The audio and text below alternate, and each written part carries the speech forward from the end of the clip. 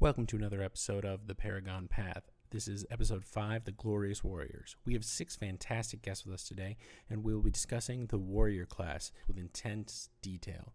We've got the difference between strategy and tactics with Aurelius, as well as several different topics on equipment that should work better, why the shield could be a trap, and other things you might be missing to get from 6 to Paragon. With that, let's get into the episode. And we are live. All right, so this is episode... Wow, I had to do math. 5 of the Paragon Path, the Glorious Warriors. We have a really large group of people that are going to talk to you today. Instead of like our normal 3, we have 5 people, and then Aggro is coming in through text. So this is going to be fun and interesting. We're going to start off with having all of our Paragons introduce themselves, starting with my video is what matters because it's the one getting recorded. So I'm going to start with my top corner, which is Belthil. What up? I am Warlord Sir Belthil, Paragon ever since just before moving out to Polaris. So, man, what is that, like 4, 5 years ago? Something like that. Ooh, I didn't write your history. I don't know.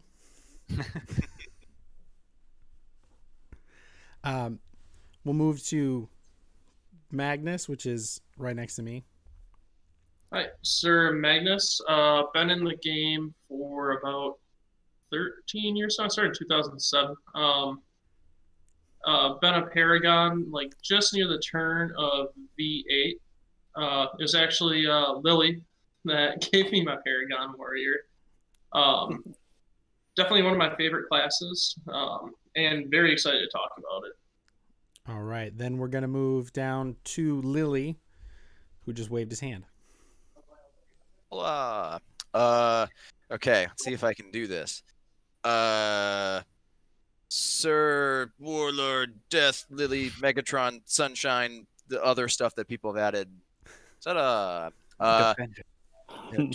Defenders and other stuff. That's always so pretentious, my God. Hi, I'm Sunshine. What's going on? Been playing since, I guess, 2012. Don't know when I got the Paragon Warrior now. I know it was fairly recent, but like everything's a blur with the current, situation everybody's in. So, there's that. But it's a pretty slick class. So excited to be here to get to chat about it a little bit. See what my peers think about the Warrior. So it'll be very exciting. All right, and then next we have Tieberius. Yo. Yeah, this is Squire Tieberius. I started back in 2013. I actually got my Paragon Warrior earlier than I got the award. Like, I got an award for it, but I never got handed out due to some issues with the Monarch at the time. And then I got it at GAC 4 years ago, Great Adventure Challenge, 4 or 5 years ago. So I actually had it like 2 years prior to that, but Politics happen. Paperwork. Yeah, paperwork. And then below me, who unfortunately doesn't have video because we're having technical difficulties, is newly changed to Aurelius. Hi, I'm Al. Decided I didn't want to flirt with COC3 using my name anymore, so now I'm Aurelius. Been playing foam since 2009. Stick fighting in general since 2004. Paragon in 2013. I will be the first to admit I know very little about Warrior in V8. Most of my Warrior time was in 7.5, 7.6, and 7.7. But I know what I've seen other Warriors who got their Paragon in V8 did, so I'll do my best. You're good. And this is something that I brought up a couple times because we've had people on that are not Paragons, quote unquote. They're masters of the classes.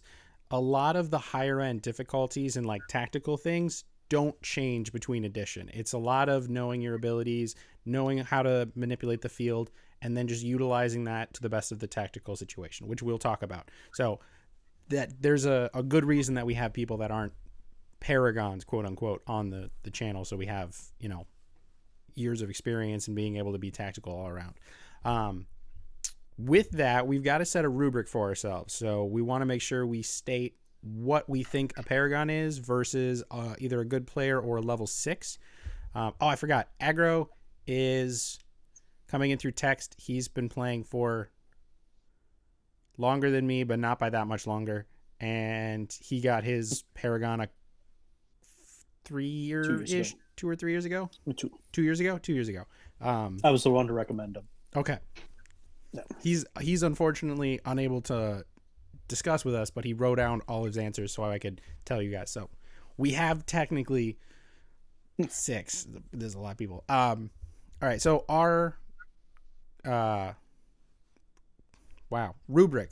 A rubric for what is a Paragon over a level 6. So let's start with Magnus. What do you think a level 6 versus a Paragon is? So for me, a level 6, and this can go for almost any class, but especially Warrior, the big difference between level 6 and a Paragon is how well you utilize your entire kit. You could be a level 6 and, kind of get by, kill a few people here and there, but you need to make an impact with what you've got. And some of this is like you knowing who to taunt at the right time, or do you take up a flank here and there? Especially with Warrior being a martial class, a lot of what comes to being a Warrior is knowing when to get in line, defend, when to hit a flank and attack, who to taunt, who to actually even the life to use your ancestral armor on. There's actually just a lot of moving parts, and being able to successfully do those to reach your maximum efficiency and maximum impact on the field is what really separates out a level 6 to a Paragon to me. Makes a lot of sense. Let's jump to Tieberius.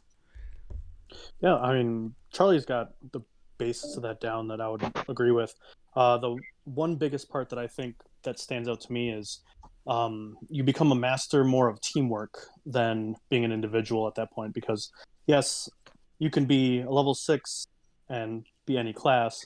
You can be a level 6 warrior, but once you want to be a Paragon, you have to be able to learn to work with whoever you're around and also work against whoever you're against. So I think it's reading the field more becomes how a Paragon comes into play, and I can kind of put that to any class, really. So, right, Aggro very much agrees with you. He's got a Paragon is someone who understands all of the abilities and advantages of the class and leverages them as much as possible as needed against as needed, period. Who also knows the ins and outs of the other classes and make up for their class's shortcomings. So knowing your teammates, where they're going to be, maybe someone's not as good on a flank because they don't make the best decision. You got to make sure you work with them to get around that. Let's go to your knight, Jamie. Sorry, Deathlily Megatron Sunshine. That works. Sir, no, all joking aside. Warlord, sir. You have almost as much titles as Michael. No, not even close. He's like sir. They reknighted him in all his knightings. Anyway, that's off topic, but fun stories from the old man. So I have kind of an interesting perspective on it now that I've moved to a different kingdom where I knew very few people. And since I've moved down here, I've almost become more of a solo player, working my best using my own skills because, as some people are, even if I seem charismatic, I can be very shy and I don't want to talk to strangers. I don't know them. It's so hard. So I've had to learn some interesting skills that have applied to being effective on the field when I have to rely on pretty much myself, or maybe a small group of people that I don't necessarily know but are comfortable enough to talk to. So that's been kind of interesting, and I think it plays into the part that's on there about the difference between a good stick-jock and a Paragon. The better I am at fighting, the stronger I can be at my class, especially when I have to solo play. I can pull a little more weight, and just being knight guy of the sword, I suddenly get more people to come to me, which applies a lot of pressure on the field, which is cool. So anyways, it's a weird, I think it's kind of jumping to a bunch of other questions, so I don't want to spoil too much of my thoughts, but I think the difference between a Paragon and someone who's level 6 is somebody who, in my opinion now, is who can carry their own weight regardless of their teammates being around or having people to work with. I'll cut it there. Let's jump to Bell, and then we're going to modify the question slightly for Aurelius. I'm going to mess up your names and bounce back and forth, by the way, because I All know good. most of you. Yep, all good. Yeah, so I think it's already been covered a lot and harped on. For me, the biggest differences are just knowledge and time in, because theoretically you have knowledge of your class to get to level 6 because you should be taking the class level tests or whatever I think V8 mandates, versus application. So I expect a Paragon to have like pristine application across the board, and a lot like Lily is talking about. I think in any situation, you should be a threat that is something the other team absolutely has to deal with. Again, regardless of your team. And to me, that's the biggest thing, the biggest difference between the two. Okay. I lost my train of thought. It exploded. I apologize. It's been a long weekend. We'll jump to Aurelius. Now, you are, I think you have either tied for or are the longest playing in this chat, and have a I viewpoint. think it's between me and Magnus. Yeah. Yeah, 2007 here. If you count SCA time, it's 2004 for me. But if you only count Okay. foam, then 2009. Okay. So, I mean, the fighting is fighting for the most part. You've seen a lot of versions of Warrior pass through. You're not a Paragon in V8, but you are very tactical and strategical minded. What is your opinion on the level 6 to Paragon change? So the two big things that Magnus and others have not already hit on are being able to fill multiple roles with the class. So Warrior is a very versatile class, depending on how you kit out and depending on how you use your abilities and where you field. So Lily Sunshine already hit on some of this as well, with being able to be a solo player. So you should be able to run with a group, use all the abilities of the group to leverage heavy advantages and push forward. You should also be able to fill gaps in the line, and you should also be able to be an anvil for the rest of your team to work around. The other big one is the understanding of interactions of all abilities. Barbarian has a bigger problem with that than Warrior does, but I have seen a lot of confusion about Ancestral Armor, and a Paragon should be able to not only get it right every time in and of themselves, but they should be able to identify from 10, 20, 30 feet away that somebody has a question about it and be able to jump in and say, hey, this is how it works. Knowledge about your class and every other class is a huge part of making that jump from being a good player to being a Paragon, because then you're not asking yourself questions and taking those mental cycles to, figure out if that ice ball counted. You're just, I know, no, it didn't. I have ancestral armor on. It didn't hit my shield. I don't care. Keep going. We've said that in almost every Paragon path so far, that knowing your class and everybody else's class, not better than them, but knowing multiple classes and how they interact with your Paragon class or the class you're trying to go for Paragon makes a big difference in your ability to keep stepping forward on that sometimes arduous journey. All right. 3 things you wish you knew when you started playing Warrior or started on your Paragon path. Let's start with Jamie. Having to unmute, so challenging. All right, so 3 things I wish I knew when I started playing Warrior / Paragon path. Well, this wasn't like my first Paragon, so it's kind of an interesting thing, because at this point when I decided to push for Warrior specifically, I had that knowledge already. But the thing for Warrior specifically is how important I think the kit is. If you're gonna try to do it, then being comfortable in your armor will really help you be more effective on the field, because there's plenty of people who buy unsized cool kits and they make the best of it, which is totally fine. And there's plenty of guys who do a great job with this, but like I can't count the number of times I've like slashed my neck from like big old shoulder pieces and just with bruises and the cuts from my armor. And at a certain point during the day, you're like, oh, this is awful. I don't want to wear this anymore. I just got to take this off and do something else. And if you still play Warrior, then you're just so much less effective. So the 3 things, I could give you a lot, but I'll sum it up to my kit being super important, getting that kind of squared away, and obviously you make improvements as you play. Making sure that I had some tips and tricks from my peers or the people that I think are just the absolute tip top of this, like what to look out for might have been good. Like, hey, that wizard's going to mess you up, or hey, go get Enlightened Soul. It's going to really be helpful. Like, if you don't know that, you have a bad time. And I think that I'll cut it there because I could talk forever. But those are 3 things I'd like: the kit, knowing what to look out for, and what to grab for like enchantments and stuff to help make your class stronger. Yeah, it's a knowing. We'll talk about it a little later because we've got one of the questions about how to make the most out of your armor. Enchantments make a lot of how that functions better. Instead of you running out of armor 2 minutes into the game, you got to figure out how to make it last. Aurelius, what are 3 things you wish you knew? Well, I've played Warrior twice in V8, so I've only got 2 things. The big one being mobility. The strongest warriors I've seen are the ones that have a kit that fits them well and they can move well. And just to echo what Lily was saying, I've seen a lot of warriors wearing 6 points of armor that they can't, or they can barely move in, and they just get torn to shreds by a monk with no armor. Versus warriors with only 3 or 4 points of armor that are able to do everything a Paragon should be able to do, even though they're not maxed out. So mobility is critical. And then the other one is responsiveness of kit.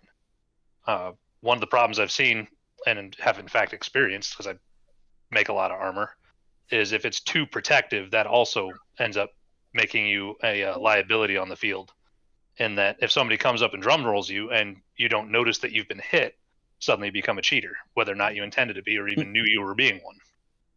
So you need to know that you're being hit. That is a factor that we don't think about often. Like, is your armor too good? It could be a legitimate problem.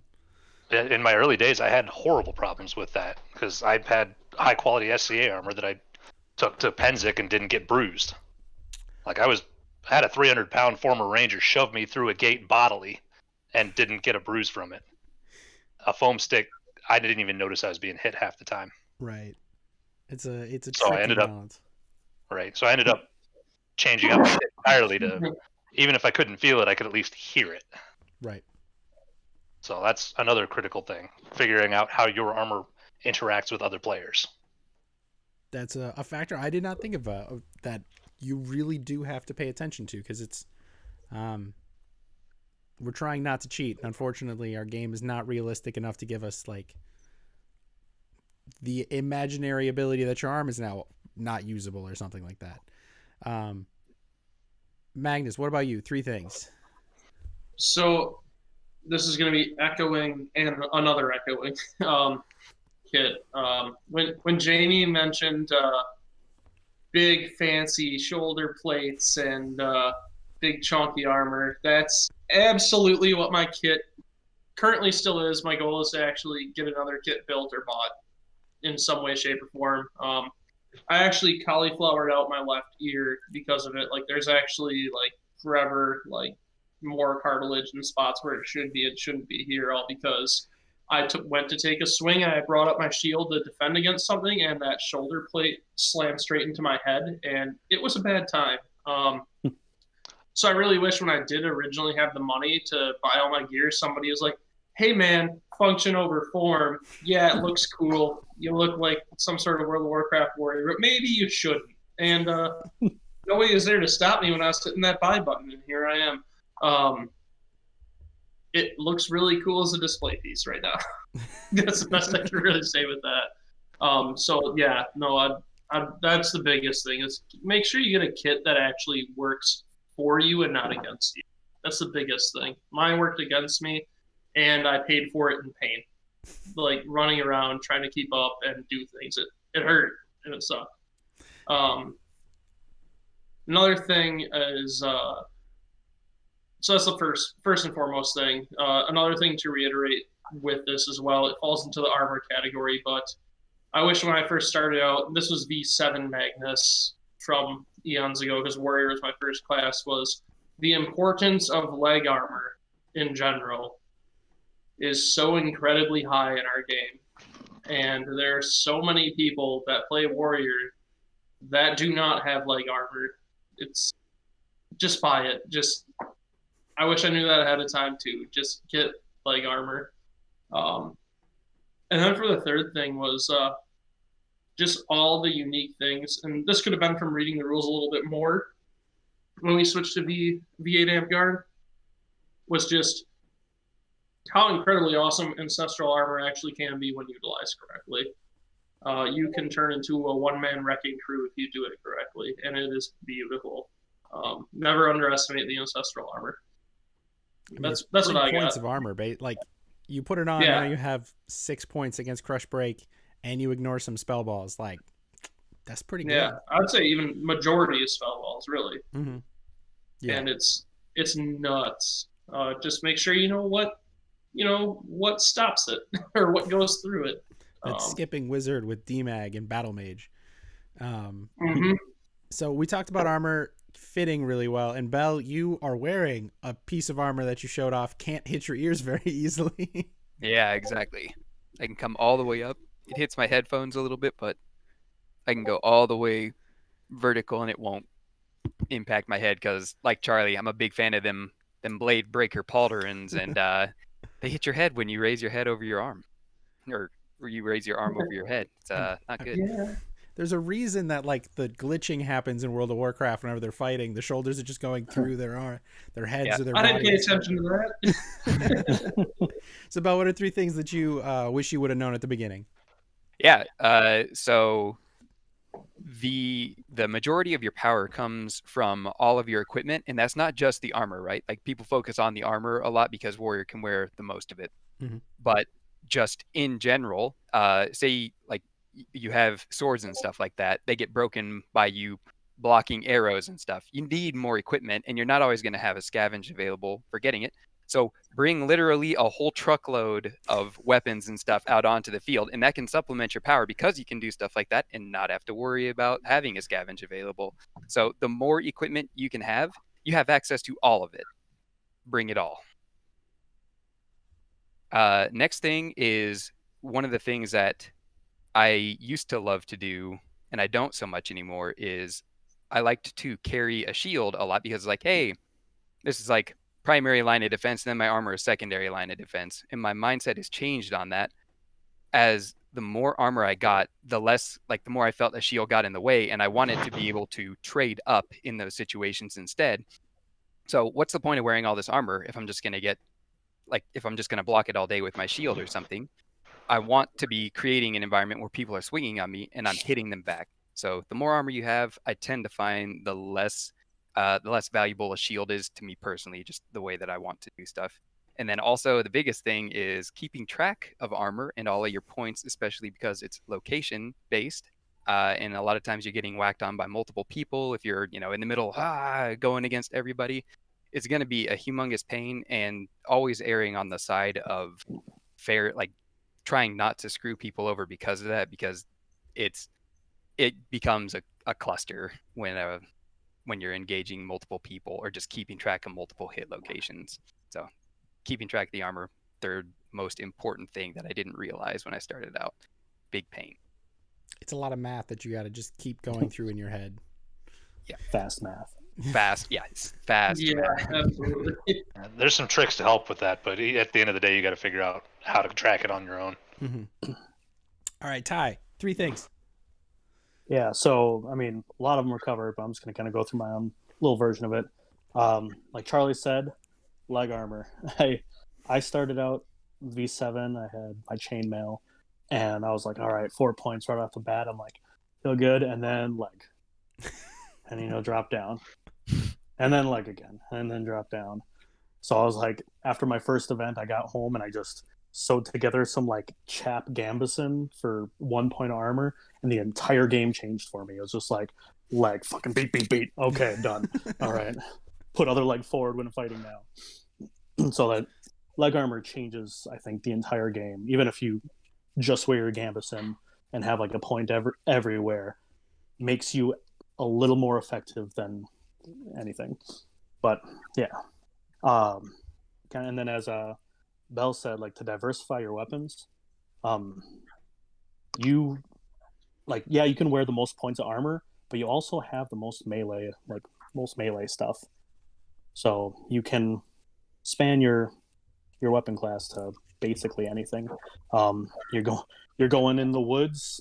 Maybe you don't need that 15-foot pole to go wrong in there. Maybe you should probably, drag along those 2 swords and your shield kind of bring along depending on the scenario. And then everyone kind of doesn't disregards it a lot, but we actually have one ranged weapon and it's kind of a thing. Yeah, the javelin. And if I would have known more, I'm like, hey, dealing with those annoying melee or spellcasters, running at them, just tossing that to make them take a single step. You're like, hey, there you go. Suddenly, I got the jump on them, and now I can kill them. So those 3 things, I think, if anyone's going to start out, just make sure you realize you have those 3, and you'll have at least a good foot against anyone else, or a leg.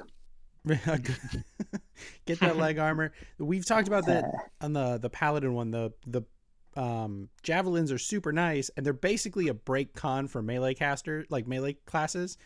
You just have to make someone move, or you wound them, or kill them. Same result. They'd move, they have to stop casting, unless they're a wizard with battle mage, and then they're skipping around the field like a maniac, and you just gotta sprint to chase them down. Aggro agrees with all you guys.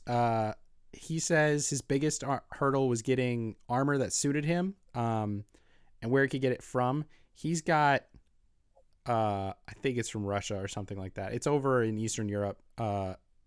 Brigandine that fits in pretty tight, which works really well. It was not cheap, if I remember correctly. You guys have a large expenditure to get through first before you can even get your 6 points. Well, you can either spend a boatload of money on armor or spend even more on tools to make it. you can do it pretty cheap. Megiddo, Noah Smith, he had gotten some ancient manuscripts from 1290 on some cool armor designs. It's not in English. It's really something else. And we built this armor, and it weighs about 3 pounds per section on my body. So it's stellar, minimal coverage. Take advantage of how Amguard works, and it maybe cost me $50. Wow. So it could have been done cleaner and nicer, but you hide it behind canvas, and no one can see my ugly work. And I mean, obviously, if you want to look cool with sweet shiny armor and stuff, Bella's got a much cooler looking kit. But I'm going for 100%. How do I min-max my weight? That's not a shot at that kit, because I love your kit. I think it looks great. But for me, that was my monetary option. I just $50 and labor. Mm-hmm. Yeah, but I mean, you can make a suit of chainmail for several weeks of your time and $25, $50. Your time's not worth anything, Hey.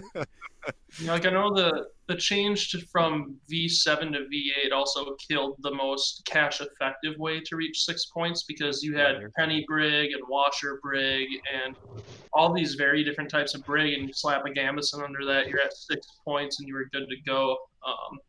I actually used to have a suit of that kind of stuff. It was all full brig. That was actually probably my favorite suit of armor. And then when V8 came around, I think it was worth 2 points or 3 points. It became worthless.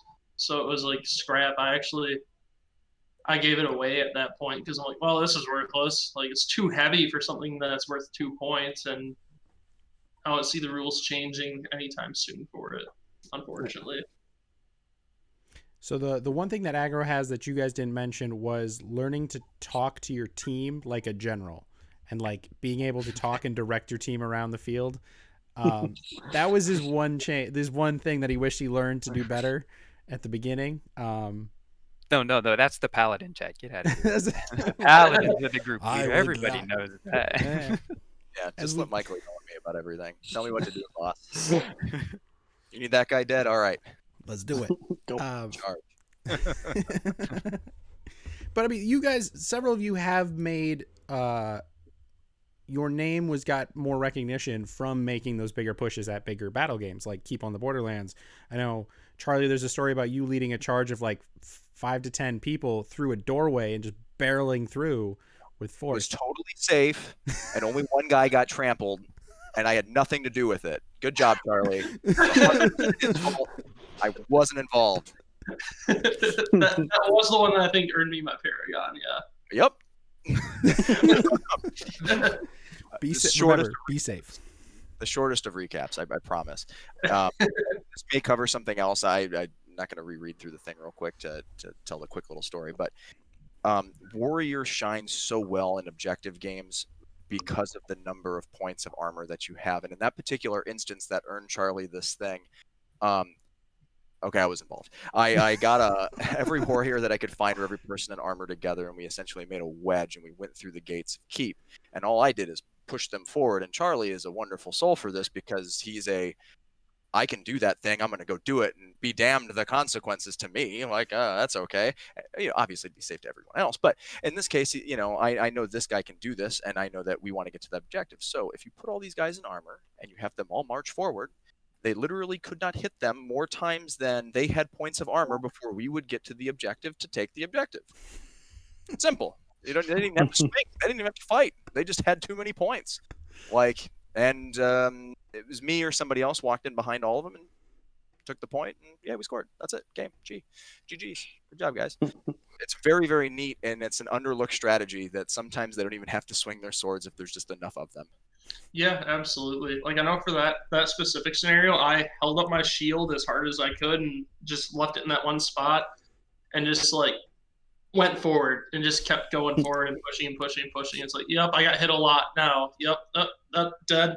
But at that point, I called dead, and a few seconds later, the game was done. So, sometimes you gotta sack yourself to get a W for any class, but Warrior can do it better. I mean, you basically got 3 lives. Like, yeah, it's a lot of health. I mean, if you count hits as health, you've got a lot. Like, yeah. The only thing that I think you can contend is Barbarian with Fight After Death. And that's only 7 seconds. Yeah. I mean, you can do a lot in 7 seconds, but 7 seconds is still 7 seconds. Yeah. This is a question that we added in for this one. What are some common mistakes to avoid when playing Warrior? Let's start with Ty. Yeah. I actually wrote this one down because I thought it was really just because you have the most armor does not make you invincible. I mean, in the scenario we just stated, yeah, your point was to be like that breakthrough, and yes, people will die, but don't go in there solo. If Charlie did that same thing by himself, that would be stupid. Oh, yeah. It would be like, all right, well, I have 6 points armor. Yeah, but you just fought 20 people. So that's a huge part of it, and I mean, that's basically my biggest thing about it. Just know you're not invincible, and know that you still have limits, or know if you're wearing more, you can heat yourself up a little more. If you don't have to push yourself all the time, don't. Know to take your little breaks when you need to, so you can last longer in the fight. So yeah. We're gonna go reverse zigzag from this, so that would be Belthil. Yeah, I think Ty touched on it perfectly. Biggest thing that I always do that I still routinely make mistakes with is overextension, just because you get drawn into a fight and you're like, I can outstick this person. I have more points of armor or whatever. I'm going to go for them. And you go for them, and then their wizard friend 20 feet away freezes you in place or something. It's like, well, GG. So just, be mindful of your weaknesses and don't overextend. I almost said Testicles. Aurelius. All good, man. Everyone will still know what you're talking about. Anyway, so same thing that Belthil and Tiberius have already said, moving without appropriate support. It's a matter of, you can charge those that line of wizards, or you can go outstick that guy who's got a wizard buddy, so long as you also have a wizard buddy or a bard buddy or somebody who can counter what's there. So Magnus and the armored charge worked great, because I'm guessing there was only 1 or 2 casters there, so they could only disable 1 or 2 of the armored people. If they'd had 5 or 6 wizards, that charge might not have gone anywhere as soon as there were 5 FODs called off immediately, or 5 ice balls.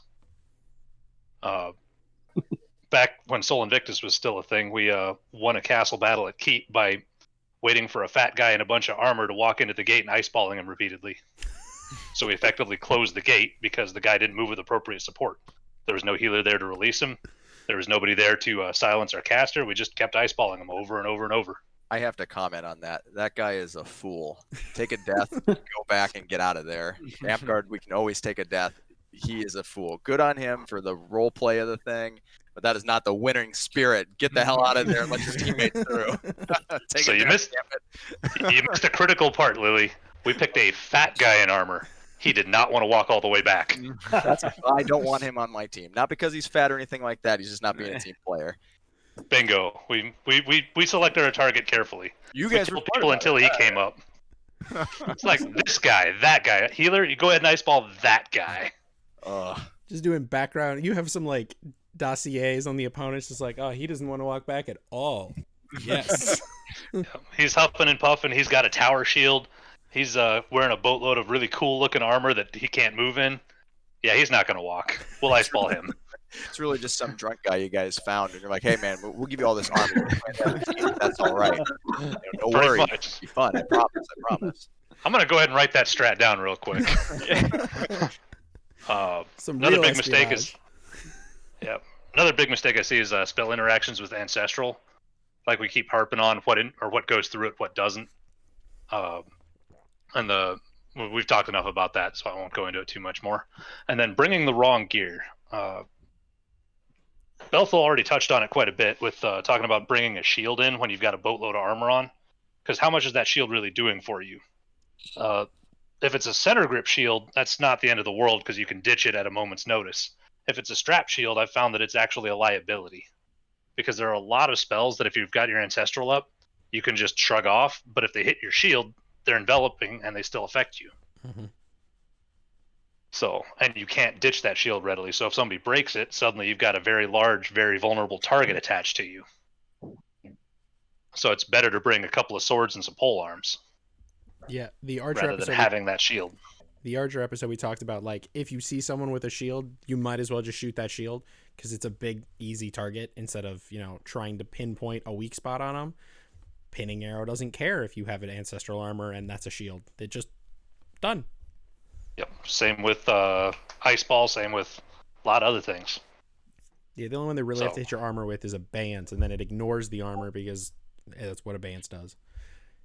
Fun little weird interactions. So I'm losing track of how I did this. Charlie. Yeah. So. Just make sure it is the common mistakes. Yeah. Yep. So the most common mistake I see with people when they play Warrior is I think the biggest thing, like I'll see it at Park or Medium. I can't keep track in Kingdom because there's a lot going on. But I know it was a mistake that I made a lot was tunnel visioning. You find your target, and I mean, this could just be a personality trait of how I play it too. You find your target and you hit the destroy button and you go. Sometimes though you do that and you don't realize what you're wading into, or that person might be actually stringing you into more of their forces and you don't realize it. That happened to me at a keep battle in the woods one time where I was chasing after this druid with everything I had, and right as I killed him, it was at an intersection, and then his entire force was there. I died immediately with that druid, and he got rezzed. Like, that's a common mistake that I had for a lot because I'm very much a kill person. And that's a common mistake. Like, just keep track of the battlefield, keep track of where everything is moving, keep track of, hey, this person is moving in this kind of way and they're going this direction. That could mean something. So it's more or less for battle games, at least, especially battle games that aren't just one big, gigantic open field where you can see everything, is especially where this falls in, is pay attention to what people are doing and try to figure out why they're doing the thing. I mean, that goes pretty much for every class, but for Warrior especially, since you're pretty much melee only with the exception of javelins, you can land yourself in some pretty bad spots if you don't pay attention to the battlefield and the flow of the fight. It can mess you up pretty bad. Tactical awareness is important for everybody. Oh, absolutely. Yeah. Deathlily Sunshine. Megatron, something. So I have two that I think are the ones I see the most. One being how if you have gaps in your armor, which most people have some kind of gap in their armor somewhere for whatever reason, at least down here in Texas, they don't want to wear head to toe gambeson and then put their armor on and then fight in the 100-degree weather. And yeah, see, and Belthil's got it covered. This is exactly the right way to do it. It leaves no questions. But when they have, like, let's say their bracer on or something, and they have this gap through here, and it's wide enough for the sword to fit in there or to make good contact, missing those is pretty common. Or they even just have just something here on their forearm, and then something starts up here again, and this whole part of their elbow is open, and maybe they catch some connection with part of the armor and then get blasted in that elbow, and they're like, point. It's like, well, but your arm, son, there's nothing there. You wounded. Anyways, that seems to be something that gets overlooked, and it's not super bad. Most people are pretty good about taking their shots between armor or skin. That one I see a lot, and then the first, and I think the most common one is, I think the shield thing that's been talked about is the biggest trap for Warrior.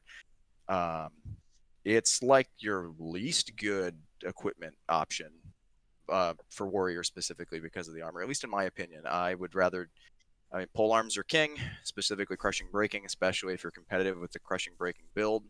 It depends on what you want to go do. One-on-one fighting, it kind of gets a little sketchy, but again, you get a bunch of armor, and if you're like some of my favorite people, like Cue Ball, for example, you're going to get stabbed with the dagger when you run in on it. So you're going to get belt knifed or boot knifed or whatever. You're going to get knifed for running. Dagger, man. So I think the shield is a trap. It gives you a big vulnerability. I had the same thought process for a while. It's like, yeah, it can block some projectiles. I'm not getting picked away at on my way into combat before I get there. And then as I've improved and gotten better at the battlefield awareness, which we touched on, I suddenly stopped getting hit by free shots, and it became less of a problem. And then whether it be crushing, breaking, polearm that I think is top, Florentine is probably a close second or number one, depending on, again, what you're doing. Scavenge is so strong. Your armor is so strong.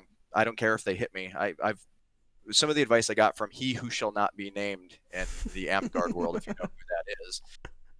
Burnin.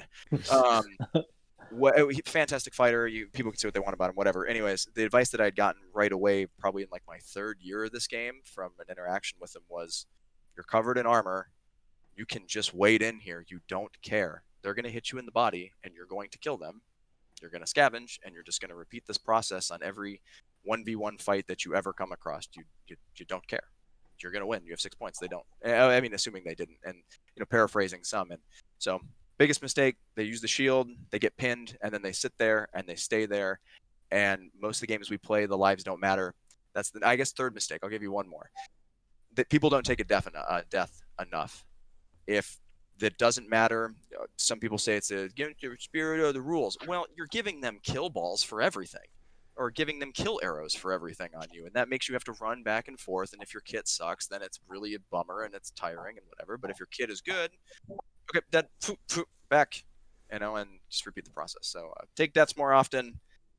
Look out for the shields; they're a trap, and whatever the other one was that I don't remember now because I talked too much. There's the third one in there somewhere. That was just touching on what you guys said. Yeah. Gaps on armor. So there's I'm gonna fix my camera really quick.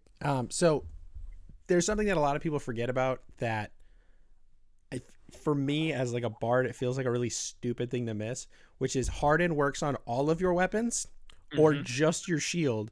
So if you go 2-stick and you just like arrow block all day with your hardened swords, that's the same as a shield. And if somebody throws something at you that you can't actually block because it'll engulf you, just toss the sword or just open it up. Into the chest. Special armor. Boom. You've But got cool. options. I really dislike it when I see people loading up enchantments on a warrior that's got a shield, because like you've literally halved your killing potential. It's gone. You've got a big blocker on one side, and you already have 6 points right here. And I should say it because I'll kick myself if I don't. Madus are not the same thing as a shield in my mind. This is very aggressive, and I actually really enjoy that for battle gaming and armor and fighting people. Because if we're gonna grind fight like with another warrior, and let's say they were the sword and border, that Madu is money. Holy cow! Well, one, they don't miss a shot that I hit them, because this sucks every time, and you can throw it away.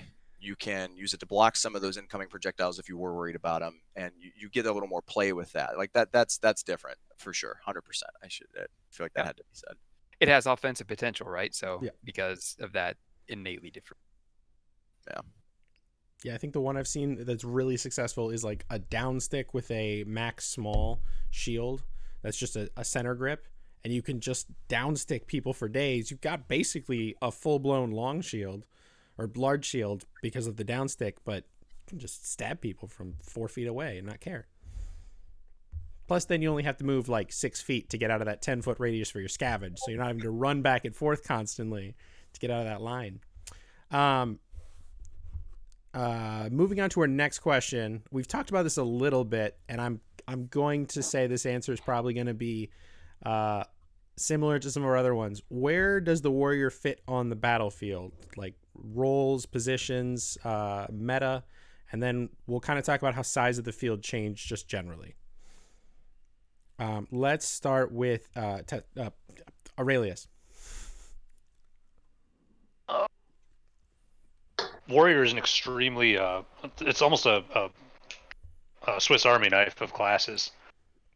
It's extremely survivable thanks to the shake it off and what's the other one, the one that gives you free lives. True Grit. That one. I always just say Wicked Flee when I pursue, because that's your incant. Yep. Yeah, it was something about pursuing something. Again, apologies, I'm not a V8 warrior.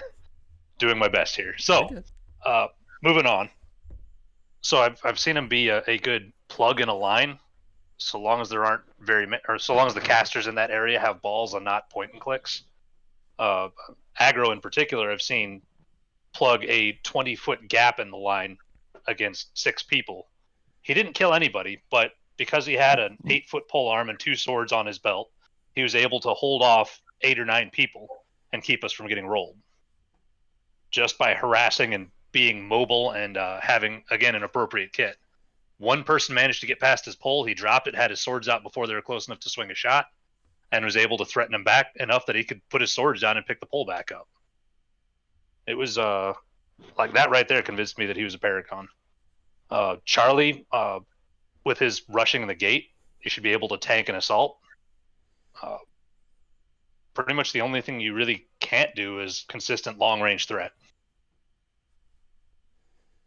Because the Javelin's max effective range is going to be, what, about 20 feet-ish, if you've got a really good one. Yeah. Most of them are good for about 5 feet before they turn sideways. At that point, you're just throwing a bar at someone, just hoping they don't dodge.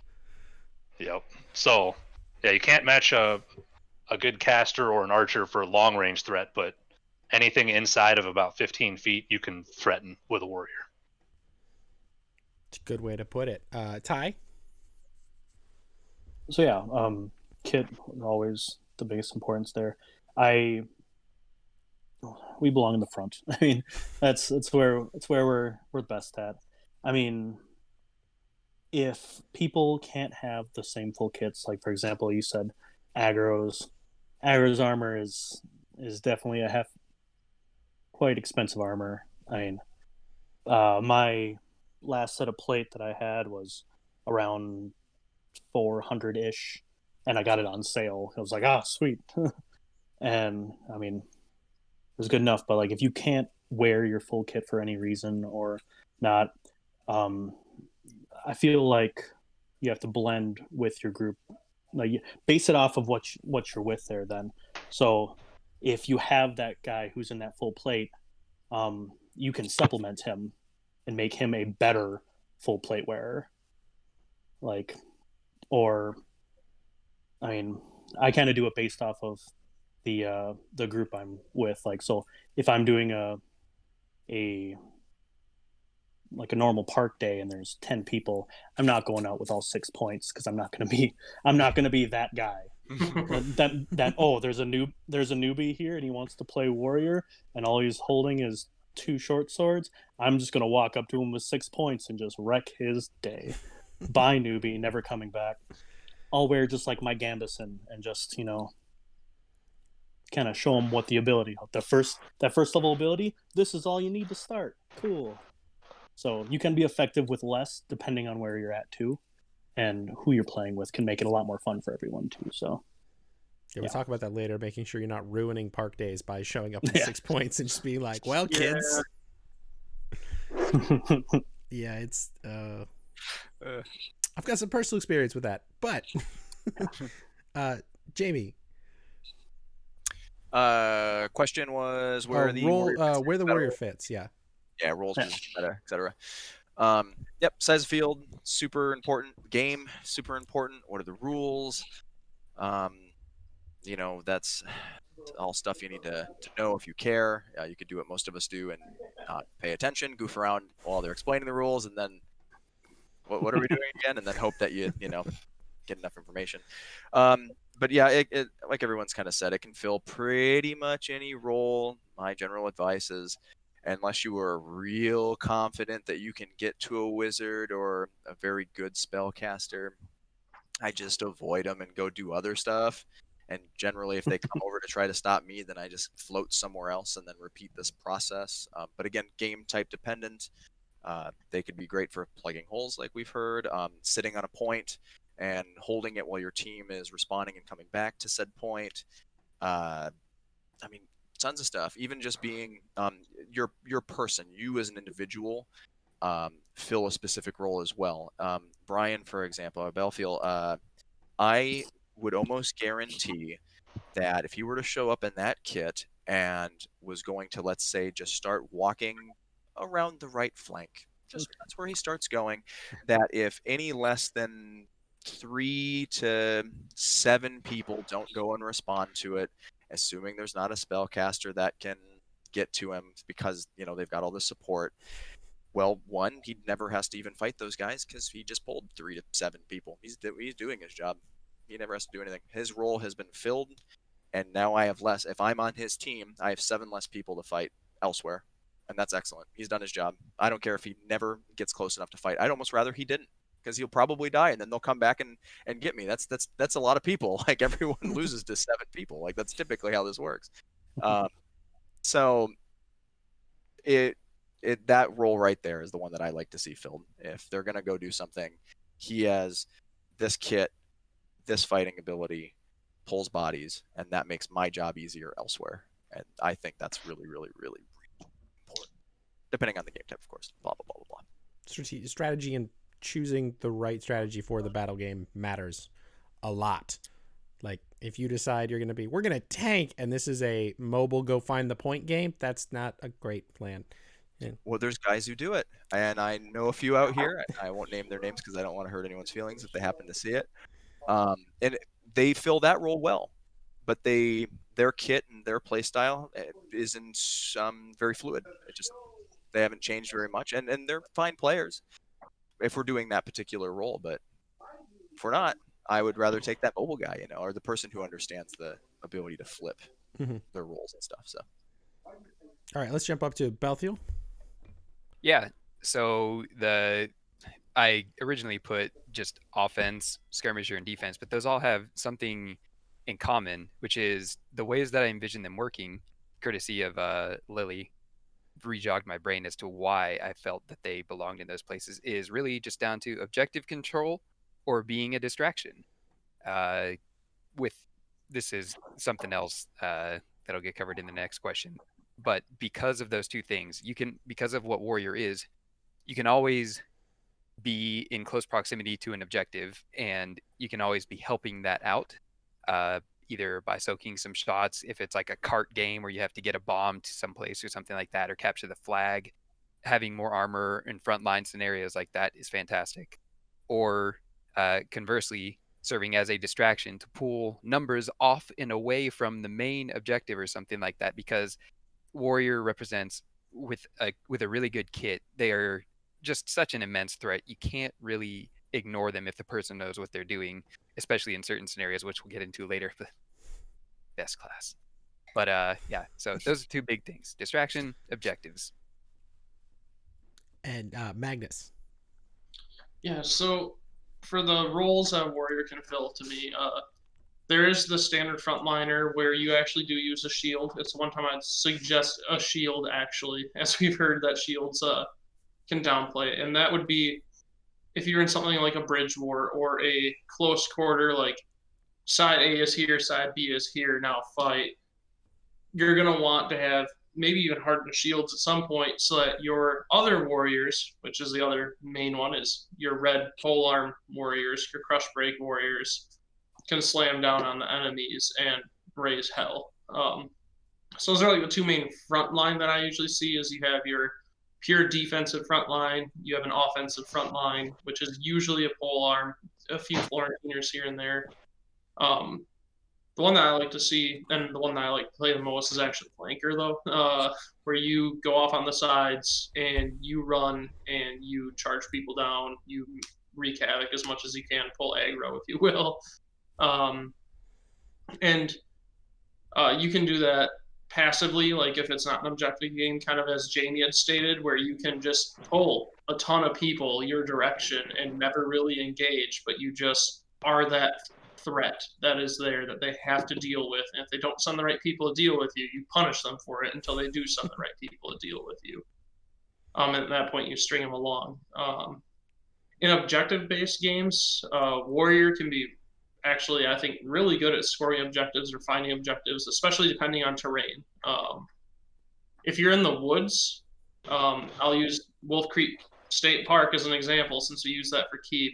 That place is filled with thorns and bad undergrowth and everything like that. Well, as a warrior, if you have the leg armor and all the other armor, you really don't care about the thorns and all the bad things, because you're in a suit of armor, man. Like, it's not going to get you. And being in a suit of armor doesn't affect your speed at all. It affects your stamina. It doesn't affect speed. You can still sprint as a warrior. You just can't sprint as long as somebody who probably isn't in a suit of plate mail. But yeah, you work a flank like that into areas where people haven't even thought of going, just by being a warrior in that regard too. So those are like kind of the four key areas I see warrior is just defensive front line, offensive front line, and then kind of a passive flanker pulling aggro, and then the active flanker where you are going in for the kill or going in for the objective and going as hard as you can. Yeah, all very valid play styles. Yeah, fitting everywhere, going where you need to. I've seen lesser armor. So if you're rocking like 4 points or something like that, being that flanker, because now you can run and sprint a little bit longer, and you're not dealing with that mass of people that you have to use all 6 points. You're only dealing with 2 or 3 people. You've got 4 points. 4 points is enough to deal with 2 or 3 people and still come out with 2 or 3 points over everyone else. Aggro says Warrior is probably the best melee class in the game. It's amazing for wading into large combat and racking up kills. Warrior has the most diverse amount of weapons, armor, and shield kit in the game, and you can fit into a variety of roles that way. So what I've heard from most of the classes that are more open and versatile, like Druid and Paladin and Warrior, you go where you're needed and you make sure that you make the best out of that spot. It makes a lot of sense that our game allows us to, not be, I'm Warrior, therefore I must stand on front line, and that is where I live. Like, you don't have to do that. Yeah.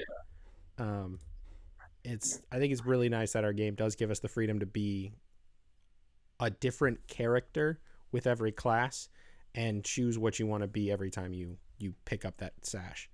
Agreed. Well, it keeps it fresh. Yeah. Like, it's hard to get bored when it's like, oh, I can do this today or that or whatever. I want a down spear, I want a Madu, I want a pole arm, I want a shield, I want a flow. I mean, I'm gonna go run, I'm gonna defense. It's amazing. You get to do a ton, and it's always fun. Never get bored. Well, unless you don't have magic support, in which case then you're frozen a lot or dead a lot. Get friends. I know.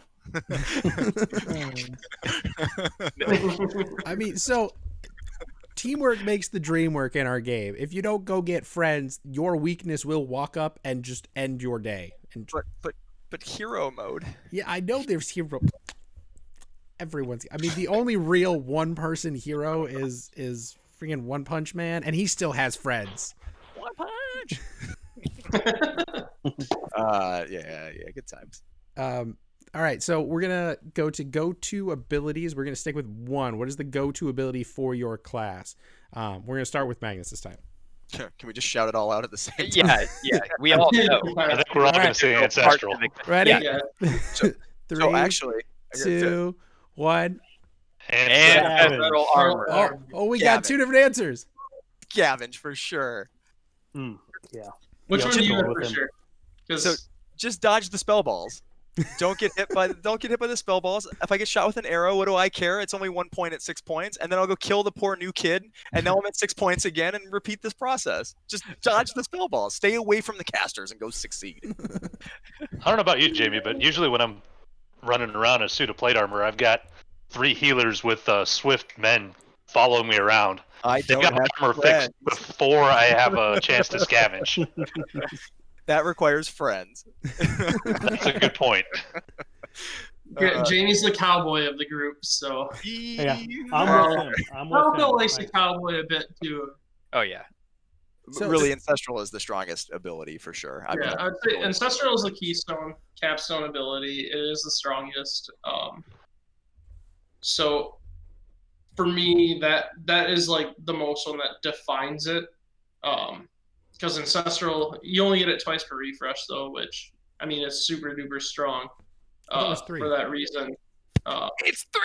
It's 3 times per refresh. Oh my god, I did mess that up. My apologies. It used to be 2. take It a used to be Paragon 2. away. Take it away. Me and Charlie Yeah, I know. V8, it was 2. Take away his leg armor while we're at it. No, not that. Actually, my leg armor is scuffed. You can fucking take it. I will mount it in my house somewhere. Okay, Ooh. deal. Horrible. But I would say, as far as like the one that you're using the most, it would be scavenge. Like you should be scavenging as much as you can. Every kill. Every chance you get, scavenge. It is the one that you are going to use the most. If you're doing warrior and getting kills, you're going to use scavenge pretty much the most. Ancestral still the capstone. I love it, but scavenge the one that you're going to use the most. So I'm really torn between the two of those, to be honest. And they build off each other's the craziest part. Yeah. Like, And I don't really dodge spell balls as well as Jamie does, probably because my kit is Your kit's got to be 100 pounds heavier than mine. my kit is like 80 pounds. And It's probably like 100 pounds heavier. Even if it's only 80, it's probably still like 100 pounds heavier. yeah, exactly. Which I'm working on getting a new kit. Oh, I'm excited to see what you do for sure. What I do, it all depends on what Al does, because we're gonna go there and make a suit. Well, then it's definitely going to be sweet. Like, Yeah. no doubt. It'll weigh in at most 20 pounds. Yeah. Oh, that- I am God. so. Yeah, no, I'm really excited for that. Yeah. Yeah. Yeah, my SCA helmet weighs as much as the rest of my SCA kit put together. well, doesn't the helmet have to be iron for that? Like, you have to have an iron or steel helmet. You can't have titanium because it doesn't disperse the blow correctly. The weight Titanium is not allowed because it doesn't form well, Okay. and the weight is part of the protection. Yep. The other end of it is the lighter weight helmets that ACL is using, like out of spring steel. The SCA rejects because the initial trials went really poorly, and they've been unwilling to try again. If you really care about it, come hit me up afterwards. It's a long technical explanation for why they screwed up. Interesting. So that's my answer for those two. And with that, my apologies, but I just got a message that some email servers are down, and I'm the on-call guy this week. Ooh. So You gotta work. Get that money. Get yeah, that money. so Thank you for. If you can join back in, please join back in. I will do my best. I'm gonna see how messed up these email servers are. Good luck. Good luck. Oh, I will need it. Y'all have a good one. See ya, man. Scavenge and Ancestral Armor. It frustrates me on a lot of levels that Scavenge is such a good, like, it's better than most abilities straight up, and then you guys get Ancestral Armor on top of it, which just makes it better. And I'm sitting over here like, I bought 5 points of Swift Mends, and I feel like I have no use compared to Scavenge at AA. Like, Well, That's why you follow the anti-paladin around. that. I appreciate it. Like since I primarily shift to this kind of solo play thing, when I do find someone, I end up alone a lot, and I'll engage multiple people and whatever, and I can't necessarily get the opportunity to scavenge as much as I could take advantage of. So when I'm finally like, does anyone have any mends? Like I need some mends. I don't want to go risk getting more points lost. I'll take the quick buff and then run out. So like even if you feel like they went to waste, if I found you on the field, I would be stoked because I probably was right. getting out. It's all, I mean, even from a battle bard perspective where you're on that front line, you're using that Swift Man as like a scavenge, quote unquote. It still sucks compared to the ability of just unlimited scavenge. As long as you get kills, you walk away with more armor than you had. That's the big limiter for scavenge, is you have to be the one that swung the kill. Yeah. See, but people also forget that you have a time limit to do it too. So if I get that kill and don't lose any points, and someone else gives me 30 seconds. yeah, exactly, 30 seconds. Someone else hits me, I can away as long as it's been in 30 seconds, get my point back and come back, and they're just like, "Fuck." No, I can finish that word. Sorry. No, you're good. We put the Shoot. explicit mark on it. You're totally fine. All Swear right. all you want.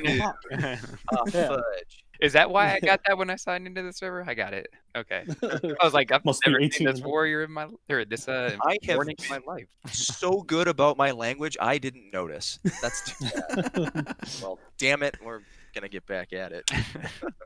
It's, And 10 that's feet kinda on why I scavenge think- is important. Yeah. Yeah. I'm actually going to change my answer over to scavenge, because thinking about it, Warrior's capstone ability with that ancestral, it can be canceled out by a 3rd level spell that any caster can take. A bard is the only one that doesn't get it, and it's maddening. Bard, I stand corrected. Bards can't dispel you. Everyone else can.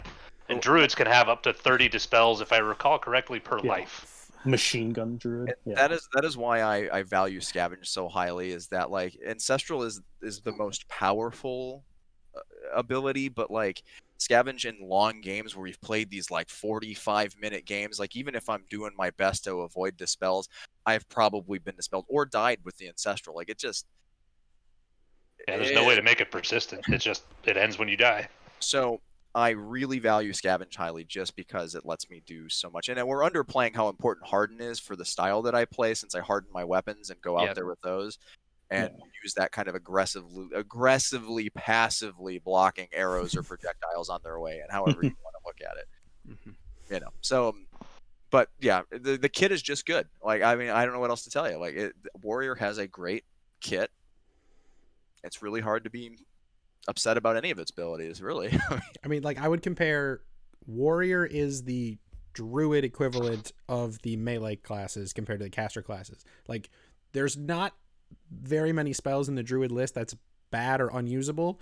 There's nothing unusable in the warrior kit. It's all good. It all is effective, and we need to bring all the other classes up to it, because there's some classes, Archer, that need some help. That's a different debate. That's a different video for sure. Whole different story. Yeah. We will have that one later when I have more time. So go-to abilities, we had Scavenge and Ancestral Armor. They're, your starting ability and your capstone, which is really interesting that happens. What's our next one? We have skills to focus on to get better. What do you focus on to get better, either inside or outside the game? Stick skill is obviously important. I mean, we have 2 warlords here. They're now this way for me. I'm same for me now. Stick skill is important. It's fighting definitely makes a huge impact on how effective you are. And there's some classes that I wouldn't even caution to say it. I'll just say it. They perform better if you are good at fighting. Period. Like, if you are a good fighter, you will make some of these classes that may seem underpowered really shine. And warrior can be one of those classes you know, if you're not good at fighting, well, it's hard. That doesn't mean don't play the class. Anyone who ends up watching this or listening to this, it doesn't mean like, oh, well, I'm pretty new, maybe I shouldn't play warrior. That's not necessarily what I'm saying. But you can use some of the battlefield awareness skills and maybe getting yourself into good positions to be helpful to your teammates. We had talked about being kind of a leader, maybe vocalizing. I mean, this is just general skills. This isn't has anything to do with warriors so much, because it applies to all of the things that we do in this fighty foam thing. But those skills will help carry you. So if you get good at those, you'll be good at the melee classes. You start getting better at fighting and positioning, and then suddenly you can be good at warrior or barbarian or druid. The casting on there, I'll just enchant myself and then go hit people, like whatever. Small warrior is small, and it's just so important to get good at the foundation of this thing that we do. Yeah, it's we don't talk about it enough in general, like when we're telling someone like, this is how you get good, kid. We don't go like, go read Art of War and figure out how to do tactics in Battlefield and like understand the basic mechanics. Like, we don't tell them that. We go like, well, just swing stick over and over and over again. You'll be fine. And sometimes that works. I prefer Musashi's book where we hit people with boat wars. Okay, that is where the real learning is at. Oh God! But it's tactics and strategy matter a lot. Yep. And we'll talk about that later. We've got multiple questions. We got a lot of questions this time. You don't have to hit every question. You this can pick is and true. choose the ones that you we like. can skip through it. I did miss. Aggro points out that Insult is one of his favorite because it's really like you have 6 points of armor, and you'll get an extra one for look the part. They're per life. They're very useful. You just make someone have to target you or not able to deal with anyone else besides you. Yeah, it's a control. Mm-hmm. Yeah, doing that on a healer. I mean, Exactly. like, guess what? You can't heal anyone except for me right now. Suck it. Don't Yeah, do it to a they're bard. We not have good. answers. Yeah, they're Bards have answers for everything, though. Right? That's the Besides Besides Paladin. Paladin walks on the field and we go, I really hope I took stun. Yay! If it's not like, yeah, it's, we talked Half about the that in the time Paladin one. Insult is strong for just like suddenly shouting at somebody who's already started to cast at you, and they're like, what? Why is the warrior yelling at me? Oh, an insult! Holy cow! I had no, and it can screw people up just for having the ability to command their attention, Sirrah! Command their attention, Sirrah! That's funny. That's a really good point. I haven't seen it used much, but that's a really good control. it's ambulent too. So just point and run at them, like, or do whatever you need to do. You can be in the middle of combat and just like dodging around or whatever. Still Do you get even need an involved. empty hand for it? Yeah, it's not EX. Yeah, it's not extraordinary. I thought it was. Oh, my bad. I think they tried it as EX initially, and it was too powerful. They It's did. not Yeah, I wouldn't say that'd be too powerful. It's And, fine. yeah. Initially, yeah, you're fighting. You're just like, all right, this guy I'm casting on that I just see out the corner of my eye, and they're like, wait, what? Like, okay, I mean, if you use a name, you don't have to point. It's a deal. true. Yeah, Yeah, that's okay. That's my favorite thing to say for casters. Go learn everyone on the opponent's name, or at least the annoying people, so then you don't have to say a descriptor. You just say their name, and you're done. No pointing required. Always call out Shadow, Yeah, some guy or several people are taking or it. several. Yeah, several will look at you like, oh no. I They- will say there's something about not using their name that's pretty powerful when you use I'm not saying to cheese it, but warrior and then fill in the blank with descriptors, whether it be in the black tunic. Well, out here there's 2 or 3 companies that are primary black, and suddenly 4 people have taken this spell. And at this point, I've had to stop telling, no, not you two, no, because it's almost worse for me to try to correct them than to just do my incant, because I don't necessarily know their names. There's too many people to try to learn everyone's names, and it's just interesting to see the interaction. And it's good that people are taking the spells; they're paying attention. They're just not paying as close of attention as possible. Mm-hmm. But they did make the clarification that you can't make like purposeful kind of middle ground ones, like somebody up here. abusing the Yeah. gray area thing, and that's not cool. And that's not what I'm getting at. That's not what I'm No. getting at. But I like, It's fun. There was somebody up here that wanted to do compliments as their like targeting thing. So like warrior in the pretty garb, and it's like 4 people look around like, oh, that's me. I was meaner about it. I was like, or was nicer about it. I was like, good-looking warrior, best-looking warrior. And well, do you want to be the not good-looking warrior? I mean, let's take this. If it makes me win, sure. See, you understand.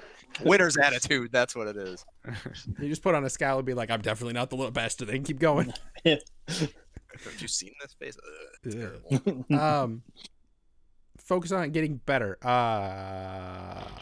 Jamie talked. Aurelius, what's your opinion on things to do to get better? Oh, we already touched on Stick-jock. My advice to a new warrior would be to learn polearm. That's one of the most overlooked Stick-jock skills is polearm, because very rarely is there a tournament bracket for polearms. Polaris is one of the few places I've ever seen it regularly. Taldagor doesn't do it. Rising Winds doesn't do it. Iron Mountains, when I was still part of Iron Mountains in the olden times, didn't do it. It's pretty much just Polaris as far as I know. So it's an undervalued skill. Spear. We're monsters. We already talked about field awareness quite a bit. Mm-hmm. Far as out-of-game kit maintenance, nothing screws over a warrior more than a broken strap that they haven't fixed. And suddenly you've got a piece of armor flapping around, hurting you, smacking your buddy, and taking a bunch of hits you shouldn't be taking. Or if your armor gets rusty, so on and so forth. Like, take care of your kit. Learn to maintain your equipment. Hopper's if your got polearm's blown and you don't know how to fix it, then you just halved your effectiveness as a warrior because you no longer have range. And I'm good for the question. Yeah. So Hopper asked, I feel that certain trappings or designs will either rotate or slip to an uncomfortable or non-covering position. What's the best recommendation for like arm and leg styles that have worked well for strapping, for keeping things in place? Like you talked about keeping your straps in good maintenance. Is there any other additional straps or like a specific kind of armor that holds in place better? That's a very deep topic, and I'll talk as long as you'll let me. Oh boy. Okay. 200 words or less. Oh boy. All right. 200 characters. That's better. All right. Well, I'll do my best. So my personal leg armor, I've got a large strap that goes over the top of my calf, in addition to the behind the knee strap and the behind the ankle strap. That way, a lot of the weight's suspended on my calf. It also means that I'm at several different articulation points so that it doesn't rotate. Another principle is to make sure your armor goes over a joint. Like Belthil's armor doesn't cover a joint, and I would imagine that unless he's got a really sweet arming coat, he has issues with his bracers rotating on him. Unless he keeps his elbows bent pretty much the whole time. Well, they stay about where I want them to. But yeah, so my bracers do the same thing. They're not awful, but they do rotate. Slightly. I just built them with a point on the back so that they'll still give me coverage even after they've rotated. My SCA kit, I make sure it covers the elbow, and my war arms actually go up the back of my arm so that they can't possibly rotate because they go around a corner. Mm-hmm. Another option is to do points. Like Belthil's arming coat is another perfect example. I'm picking on you a lot today, Brian. No, go for it. Like I noticed your shoulders are tied directly to your arming coat or to your breastplate. I can't really tell which from the video. Tied to the strap of the breastplate underneath. It's a leather strap that goes up. And then fantastic. My old SCA kit, which was way too protective for Amp Guard and honestly too protective for the SCA, most of my armor was tied to points on the arming coat. It suspended the weight from my torso and shoulders so that it didn't feel like I was wearing armor. And none of the armor was able to move because it was tied directly to the spot I wanted it to stay. So connecting it to the gambeson or the arming coat to make it stay exactly where you want, or making it go around joints is what it sounds like is the best options. Yeah. Next best being find a place where the wearer's body gets big and then gets small again, and then putting a strap on either side of that so that it can't slip. Gotcha. You'll still have issues with rotating, but you won't have issues with slipping. Mm-hmm.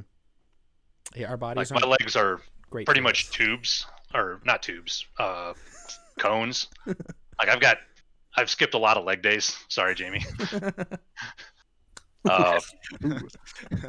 So if I didn't have that big calf strap, my leg armor would just slide down and rest on my instep. But with that calf strap, it pulls the weight up higher, so find whatever you can and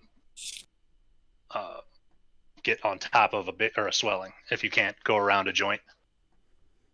Gotcha. Cool. All right. Also, suspend the weight as high as you can on you. Like the further down the weight is, the more it feels like you're wearing. Yeah.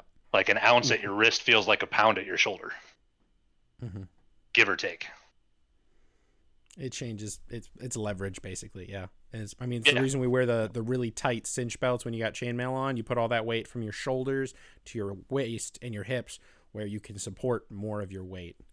Same theory. If you're unfamiliar with the way backpackers distribute weight on their body, go look it up for armor, for our listeners, because it shows you kind of where your body will hold more weight, and if you distribute weight effectively to those points, which are mostly your shoulders and your hips, and then the top of your thighs and your calves, you can hold more weight and it'll feel like less because it's distributed over your body instead of it being like 60 pounds of armor on just your shoulders, which sounds terrible. I never want to do that. There's a reason backpackers have those like straps that go around the hips. They hold it on the hips. You don't have to worry about it as much. Skills to focus on to get skills or things to focus on to get better. We talked about keeping your armor upkeep on your armor, making sure it's in good repair. Sticks too. Keeping your equipment in good repair overall. Make sure it isn't snapping on you in the middle of the field because you didn't replace that thing once it cracked at one practice 2 days ago or something like that. Make sure your pull passes before you get to the event. Can I give bad advice?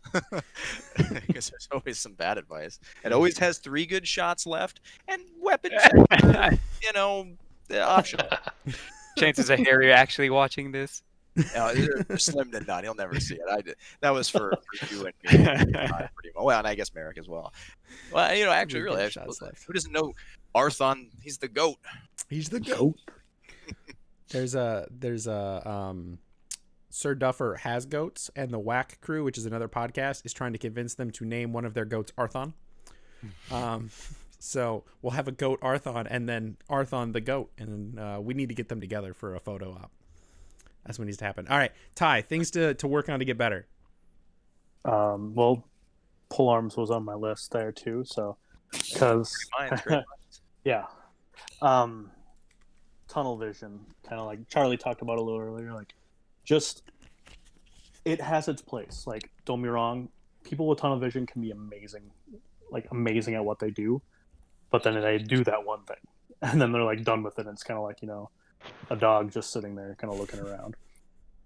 So yes, if you can just widen that a little bit, like every time, just okay, I know I'm going to do this, and just widen each time. Eventually, if you start level 1, get to level 6, you're going to have a much broader vision of everything, and I think you'll just be that much more effective in the long run there. And other thing is, as you're going along learning your weaknesses, if you're playing from level 1 to level 6, you're going to learn what things like avoid that mage. That at my original home park, I had a wizard named Steve, and we all know you're not chasing him down anytime soon. And if you're wearing your full armor, you're not going to chase him down as long. So you see him, get closer to someone who can maybe help you.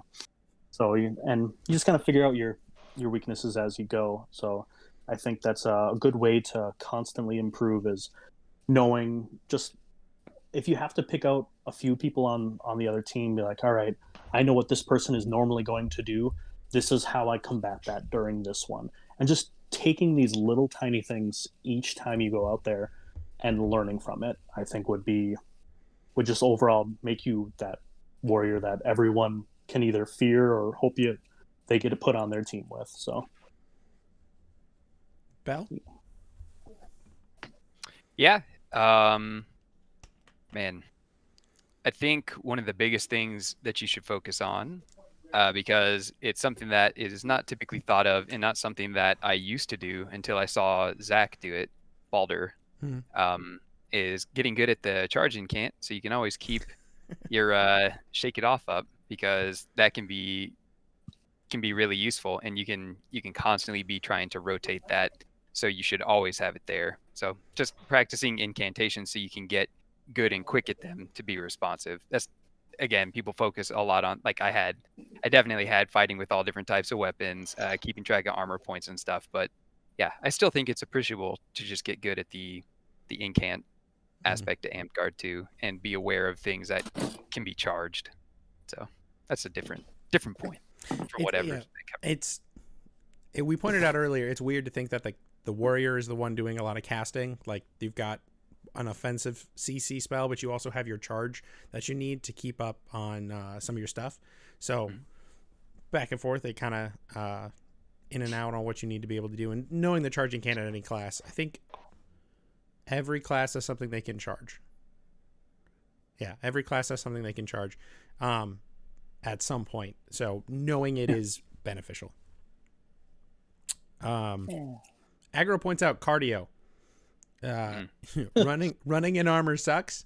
Running in armor when you're in good fitness is less sucky.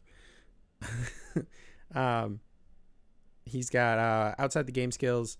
Warrior is an armor-based physical combat class. You should continue to improve at fighting and Amped Guard, like we said.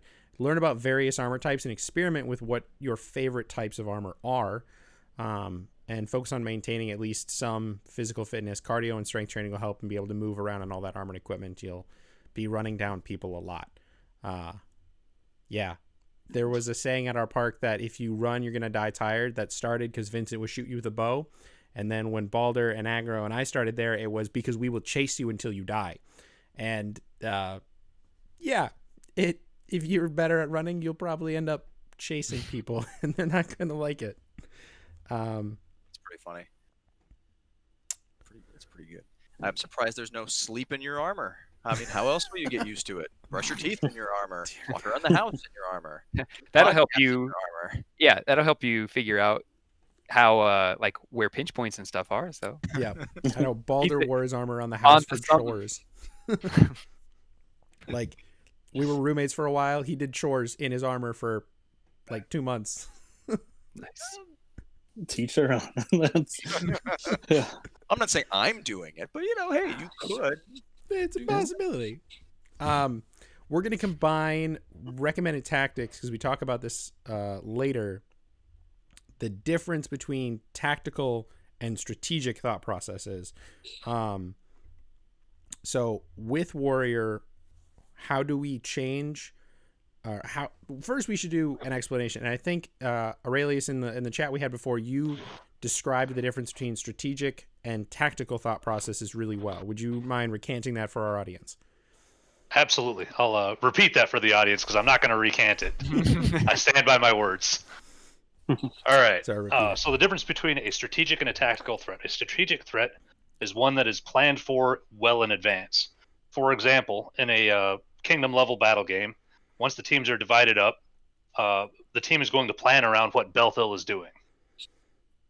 Like, before the game starts, we're going to discuss, okay, where is Belthil likely to be, and who is assigned to stopping Belthil from doing whatever it is he's going to try to do. Versus, I'm more of a tactical threat, because I've got horrible tunnel vision in battle games. So my opponent's team isn't going to be discussing what to do about me in advance. What they're going to do is, when I show up on a line, the people who are present there are going to decide what to do about me in the moment. So a tactical threat is dealt with in the moment. A strategic threat is dealt with in advance. So for me, one of the big defining attributes of a Paragon versus a level 6 or a Stick-jock is the Paragon should be a strategic threat. If I hear a team talking about what to do about a player because they're playing that class, to me that checks the Paragon box. I would recommend them based just on that. All right, so with that, what are some... Because strategic is a lot more situational than tactical, I would say. Because tactical, you kind of have a formula and you can apply it, where strategy will change a lot depending on number of people, battle game type, your builds and everything else like that. And it's very, especially in our game that has such a wide variety of things, it gets very complicated, and we don't have time to go over an entire, like, how do you beat every battle game ever class. That's a different podcast I might run at some point, but not today. So recommended tactics with Warrior, things that work, things that don't work, and especially target acquisition, either offensively or defensively. I see Jamie's seems kind of excited to answer this. So I'm a big fan of pretty much this whole subject we got into, and we could do an entire several hour conversation of like what you should or shouldn't be doing, or like what situations cause what, and blah blah blah. The cause and effect is super super cool. But if I had to say a super condensed version of what my thoughts are, is that I approach when I'm excited about the battle games and things and getting ready for doing like events and cool stuff that's coming up, I prepare myself. I get my equipment correct. I plan for what may or may not be there. I don't know that it will, but I just assume that it will. Who may or may not be there. I know I have to know the people, but there's usually, some general level of like there will be polls, there will be casters. You can always kind of prep the same way, and then you can get deeper into the individuals if I know the individuals and how to prep for them and prepare for them. And then once I'm there and I'm on the field, I have everything. I've enabled myself for success. I am ready to be successful today. And I can look at the field and go, well, none of these things came. I don't need to wear my armor. I'm just going to go and goof around with thrown weapons, and that's it. Or whatever the case is. And then obviously, the case of Warrior, I'd not use thrown weapons. Javelins, haha. But if I can assess in the moment, just looking at the team comp, exactly what I need, some of that comes with experience, and it takes time and knowing the people and playing and whatever. So people that are new that are working towards this, pay attention. It's okay when you're getting picked for your team, or when the teams are getting divided. When you look at them across the field, you can go, "Oh, they have like 36 pole arms." That's something you have to prepare for, and then get, what am I going to do as the warrior? How do I deal with this particular thing? And I don't want to talk too much. Again, this is super hard to not talk about a lot of little things, but prepare yourself before things. Prepare for the worst, and you'll be as prepared as you can be when you get there to actually do things. I'll just stop there because there's too much. It's a lot. I have planned, and like I've penciled out a bunch of different classes I want to run, and one of them is literally just things you can do that are strategic and tactical with your classes, what to look for, combos, things like that. And I keep putting dashes underneath it of like, oh, this is a thing. It's going to be the longest podcast I run. It's just going to be like a 24-hour class of talking about random stuff, situations, and like, oh, if we do this, it happens here. It's really difficult. So jumping to our next panelist, I guess I like calling that Paragon. We're going to go with Warlord Belthil. Yeah. So let's talk about two things really quickly going into this. So one, your biggest vulnerability as a warrior is going to be your vulnerability to magic, point and clicks specifically, right? Because ancestral armor doesn't fix that. Second thing, you're wearing armor. That makes you a target because people see tons of armor and they're like, oh, that's a threat. It's a very visible threat, right? Like you can perceive people wearing armor. You can't really tell if somebody's a badass casting wizard just off the bat unless you know those people, Bobby. Otherwise, so when you're in armor and you're a threat, therefore, you will be targeted, and you will be targeted by magic. Number one way to fix that and solve all the problems in the world as a warrior is hopefully you can strategically get yourself with a healer, and you can convince that healer to take some kinds of protection magics for you, like Enlightened Soul or protection from magic. And oh boy, if you can get a priest that is just your little pocket healer in the world, that is a hammer that can solve all problems, turn into nails for you, and that to me is just like pure bliss. So that is the one thing you're talking about, like all these interesting things, like here are all the combos and stuff like that. If I could always be a warrior enchanted with pro mag, I would solve every problem in the world, and I wouldn't even consider anything else. Like that is my absolute favorite thing in Antgard. That's also ruining park days. Don't do it. It's fantastic. Do it on big battlefields where, ruining a couple kids 15 minutes is not as bad as the 10 kids on the battlefield for the day are not having fun because they can't get through your 6 points of armor. Yeah. Ty. So I kind of take this to Aurelius's point where tactical and strategy, I think, in very military mindset, just because Mm-hmm. being that way for a while. But I think what makes you the strongest is when you take 4 or 5 others and you build a tactic inside of a strategy. So like your team strategy is to do, say, the whole Charlie charging down the door thing. Gotcha. You got a group to do that. Like you got your set warriors, maybe you're part of that plan. Okay, you got the strategy built up. They either have to build a strategy against that strategy or multiple tactics against that strategy. Now, if you can build a tactic to go alongside that strategy, so they have this huge focus on there, while you have, say, archers making sure to shoot those wizards or those casters just to draw them off, you now made them have to revert their strategy to either take care of that as well in doing that. So there's such a good variation of things that can happen, but being like, if you're always part of the strategy, unless they have the strategy against you or multiple tactics, it's going to be a huge, like, how to put that, like, you're either going to win if you have more strategy and tactics, because in comparison to the other.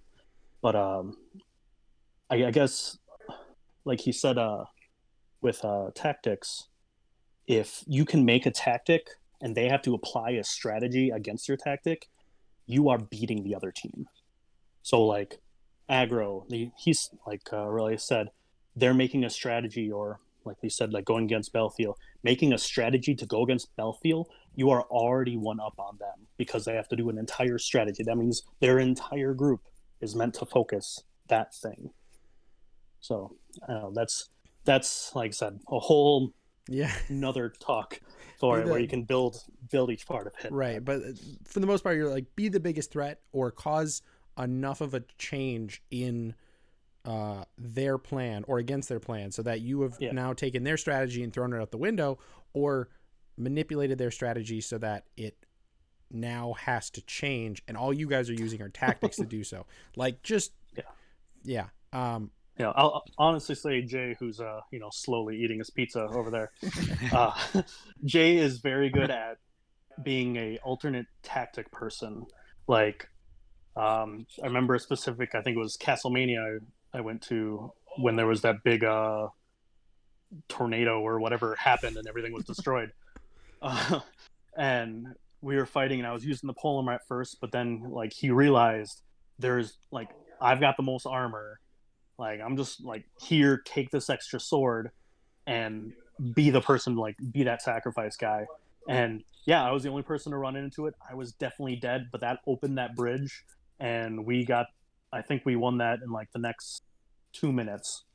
And it was exactly what I needed. I kind of went tunnel vision because I was just having fun stabbing people. But he just like stepped back, realized it, like pulled me away, like, hey, do this, go. So Definitely won't be the last time that I do whatever it is I can to get other people to go die so that I can go hero and score. Hero. Well, it's the coolest part. No, but that is such an important thing, and I hope that the people that watch, that are really interested in improving their general skill, realize that like it doesn't have to be me. I just happen to be loud. It can be anyone. Anybody could decide, oh, holy crap, this is what we got to do.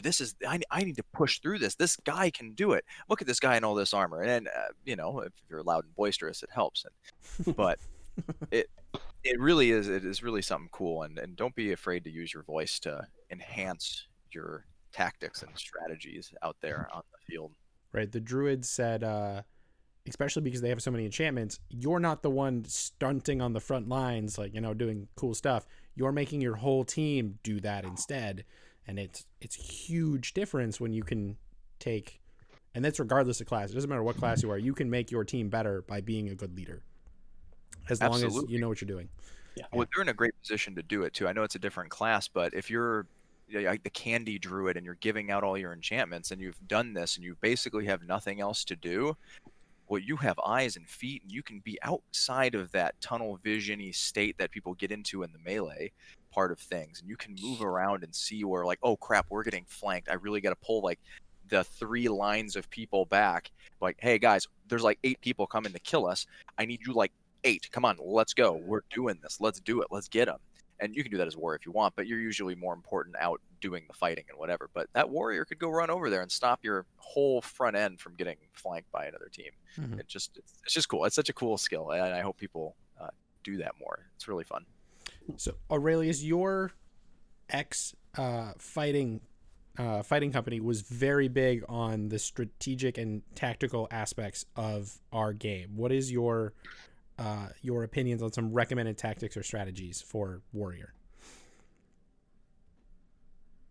We actually relied a lot more heavily on paladins, anti-paladins, and monks than warriors, with a strong caster backup. Okay, What's I that? gotcha. It's because the immunities and the resistances, right? Correct. Okay. Our usual strategy was to find a scrub-a-dub company with a bunch of warriors with armor that fit them poorly, drag them in front of us, and then we would use our pole arms over their heads. Oh.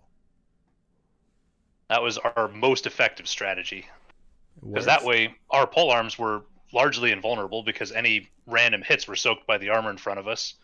The monks couldn't be touched by most of the point and clicks, and the few that were affecting the monks, the anti-paladins could ignore. For example, heat weapon. Mm-hmm. Anti-paladin, if a monk gets a weapon heated, just swap poles with the anti-paladin standing next to him. You miss exactly 1 shot doing that because you took the time to swap. That's something else the warrior can do, which I find hysterical, is when like you have a line of warriors and they're all fighting, and someone's pole gets destroyed with an arrow or a force bolt or whatever, and the warrior next to them just stabs someone, grabs it, says scavenge, it gets fixed, and they continue on their way. And it's super mean and sassy. I love it. Yeah, so much as I'd love to give you the secrets of Sol Invictus for warriors, our secret was to not field them. Wow, you can be wrong, I guess. Yeah. Well, I was the guy in Sol Invictus with a bunch of armor. Yeah, that is the thing. If Oh. your team doesn't have a bunch of, like the Justicars, which is Charlie's fighting company, have a lot of armor, and they do field a decent chunk of warriors. They've recently transitioned, in the past couple of years, I say recently, transitioned a lot more to bows because Sir Ice has just been sniping people forever, and they've all been getting better at that. So fighting companies transition how they move and change their tactics and their strategy based on available resources, I'll call it.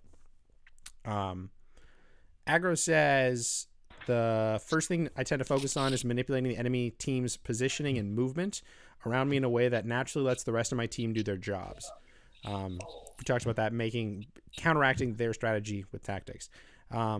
Warrior is not a caster hunter type of class, but if you want to have a maximal impact and lead your team to victory, you have to understand the capabilities and work around them. You can often use your physical presence alone to move key enemy players or the bulk of the enemy around you.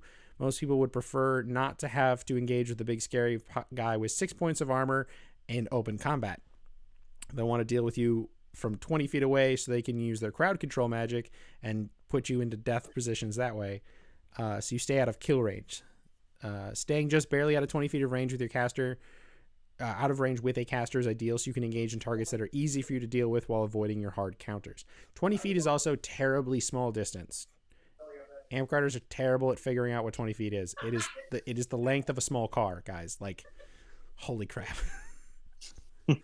People always forget that size. It is not I've mostly not had too many issues with casters unless they are like really exceptional or very athletic. I closed that 20 feet pretty reliably before they finish like a 3 incant spell. Oh yeah. And maybe they get it up like shove is one of the I just laugh pretty much at everyone who wants to shove me because I'm like I can hit this guy.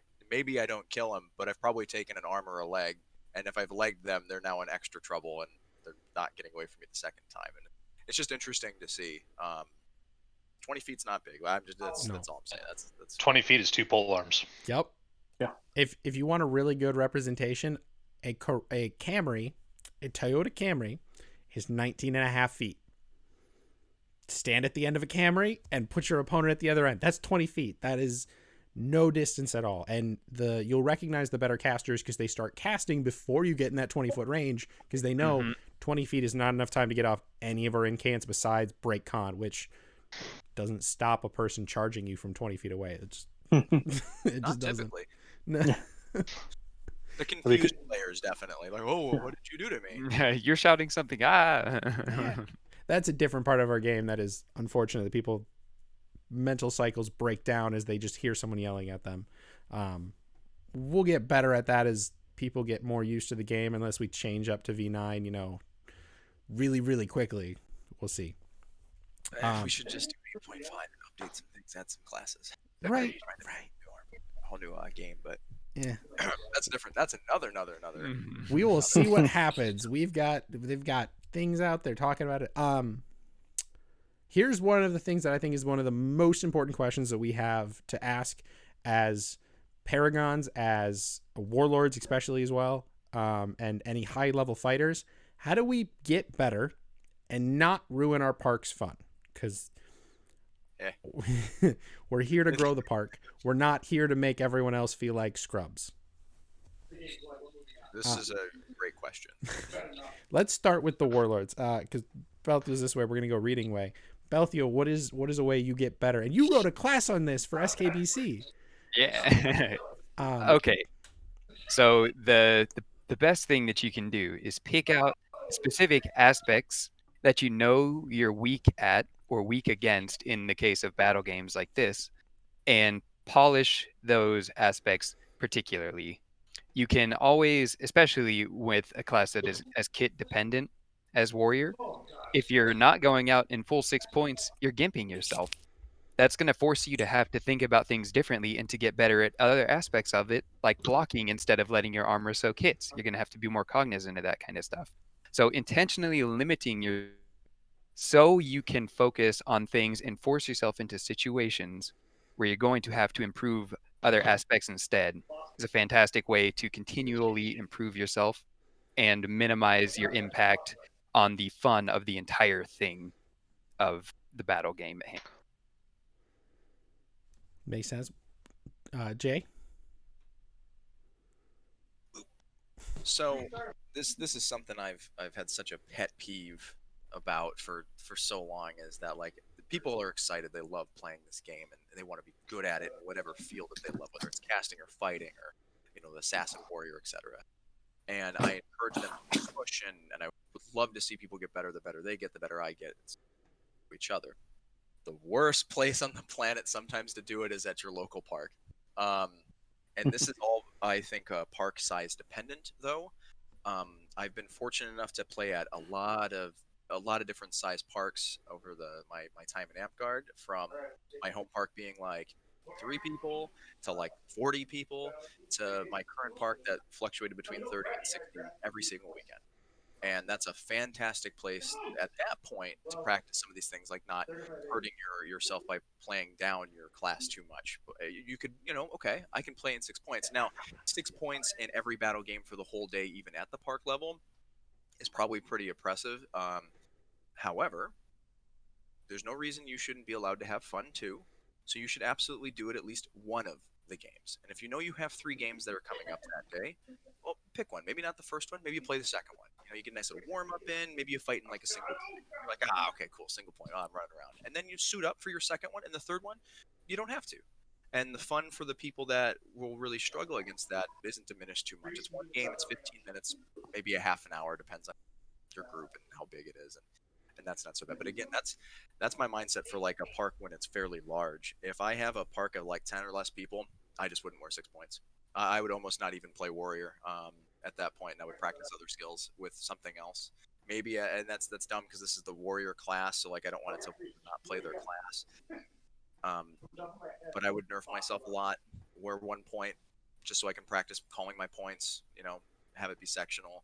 But I might go out there in single sword, and maybe I even like offhand single sword and a javelin or something, or all javelins today, for one of the games, and just have some fun with it. And even if you wore more points of armor then, but you nerfed yourself in that manner, like say, okay, I've got 4 javelin. This is what I brought, and I've got 4 points of armor. Okay, you still have 4 points of armor. If you're still a good fighter, you can still do a lot with your stabby weapons and your throwy javelins here. But it can be really funny because you're suddenly the guy goofing around like, and throwing them at people, and that can go a really long way to increase the fun of everybody that's around you. So just be prepared to look at your or I guess if the classes are super unbalanced, you can try to make suggestions about that. People don't necessarily like to hear your opinion. I talk too much. But if you're playing a life game and you have the healer and you're the warrior and you have the armor and they're like the 3 new kids and some guy with a bow, you can be the one to be like, hey, I'm gonna go switch with that other kid over there, or something. Like, you can volunteer yourself to make it a little more balanced, and that could also be really fun for the other team. Then if you see a problem, if you see something, say something, right? But that's my thoughts. I could go on and on and on about this one, but you will get opportunities. Go show out at Kingdom. Kingdom is the place to show it. I have no problem being like, it's Kingdom. I've been prepping for like 3 months or 6 months for this big event. I've got my gear. I put in a little practice here and there, and now it's the real deal. I get to put everything on and show out my best, because it's your Kingdom. This is where you earn those paragons. This is where you want your people to see you do well, and that's a great opportunity. There's lots of games. If they don't have fun for one game, they have several to play, and it'll be okay. They can avoid you. There's like 100 people. Anyways, I'll shut up now. Thank you. Ty? Yeah, so the armor is, of course, one of the most important parts, Reduction of armor depend on the people. One simple thing, too, and I think it's been something that I've been told, and it really goes a long way, like smiling. Like, if you're fighting against a new player, they're coming up against you. Don't like smile menacing, like, hey, I'm going to take you out. Like, give him like, hey, like, sometimes you can kind of convince them where to go just by, like, being nice to them. Like, this isn't a situation you want to be in. And it kind of teaches them while they're doing it, but also not like just killing them and taking them out of the game. To put them like that. I know a story I heard about a new person coming to a park. They were given a bow. They were like just playing, and a full kitted warrior in like a 7v7 game. This full kit warrior comes, breaks the bow, legs them, and walks away. Like, level 1 archer over here. So, like, this is a brand new person. The fact that they're still playing is a godsend, because if that was my first time, first off, like, screw warriors, because it's a 6v6 game, and he's take away my weapon, take my leg, and they were also like, oh, by the way, you can't take deaths. That's a bad mechanic for battle games. Don't stop your players from taking deaths. It's stupid. Yeah, but like, even though, like, we always talk about like being a presence on the field, being a presence doesn't have to be always the commanding presence. Sometimes it's just like the person who accepts people, and when we're all decked out in armor, we're the shiniest person. We are targeted for multiple reasons, and I mean, people see me, and I'm a lot of time the first person they talk to. Like, I'm just like, like, hey. Oh, it doesn't help that I wear, like, all the Captain America stuff, and they're like, I recognize him. So, but like, so on a field, they're gonna recognize you too, and like, okay, you're the shiny person. The new person's gonna go to you too. Maybe you don't go full scale, or maybe you reduce your fighting against them as well, but while still going full scale on some of the people that can go full scale on. So that's my my little spiel on that. Mm-hmm. And Aurelius. So my method is similar to what Lily does. Rather than kitting down, what I'll do is nerf myself in other ways. I'll pick an objective that has nothing to do with the game that we're currently playing and work on accomplishing that. For example, if I've got, back in my warrior days when I was wearing 7 points from the neck down, and 7/7 you could do that. Yep. My objective wouldn't be to kill anybody on the other team. My objective would be to get to the other side of their team alive. So if I had to take an arm or a leg or something to get through, okay, sure, fine. but I'm not trying to fight through their team. I'm trying to position myself on the other side. So the skill I'm working on there is tracking armor in different locations. I'm practicing taking the hits and remembering where I've been hit, how much I've got left, so on and so forth. And if I at any point lose track, at that point you take a death. Just assume you're dead. Another thing to do is to practice changing out kit rapidly. Like bring a polearm and a couple of swords and work on, purposefully throw a shot to their shield rather than, like, yeah, you can absolutely juke out and stab the new kid in the guts. Or you can smack their shield, let them rush you, and work on transitioning to Florentine. Like, pick a specific skill and work on that. Mm-hmm. And it also lets the new kid be the hero. It's like, oh, they took down Sir Aurelius, the big tanky warrior. It's like, yeah, nicely done, good hits. Don't tell them you're doing that, just do that. It's a big thing. Running drills, I think a lot of fighter practice, and Delos is a big advocate for picking a goal, a small goal, not telling anybody what it is, or like something you're sticking to that day, and then doing it and working on it. Aggro's got the same thing in his. You work on drills, like you have to block 3 shots before you can throw 1, or choosing to only, like, you can only walk during this battle game, or things like that. There's a lot of things you can do to make your self improve and get better while not ruining somebody's day. Well, and outside of that, if you even want, like, just a little piece, the better you get at this, the more it becomes, in my opinion, your responsibility or your obligation to have to make it fun instead. Especially for anyone who pushes for the knighthood thing. It becomes, look, if I'm out there just being a dick all the time, it's not fun, and that's bad. So now it's now my obligation to make it entertaining. And if that means that I run around and roll around in the dirt and goof around and laugh and am playing up whatever role, the role play part now matters, and you can have a lot of fun with this. And it doesn't have anything to do with the class, but the longevity of your park and the fun and health of your park is number one, in my opinion. That is the most important thing, and the skill comes with playing anyways. Like, you'll just get better because they're still going to cast at you, they're still going to shoot at you, they're still going to throw things at you, and as long as you make it fun for them, it's a win every single time. There is something the druids pointed out, every once in a while, like, make sure your park knows it, say, like, hey, I'm going 100% on this day for this battle game, and let those people that want to sharpen themselves and, like, really try against that hard, like, if they want to try to beat Billy Badass, that's the day they know they have to show up and try to beat Billy Badass.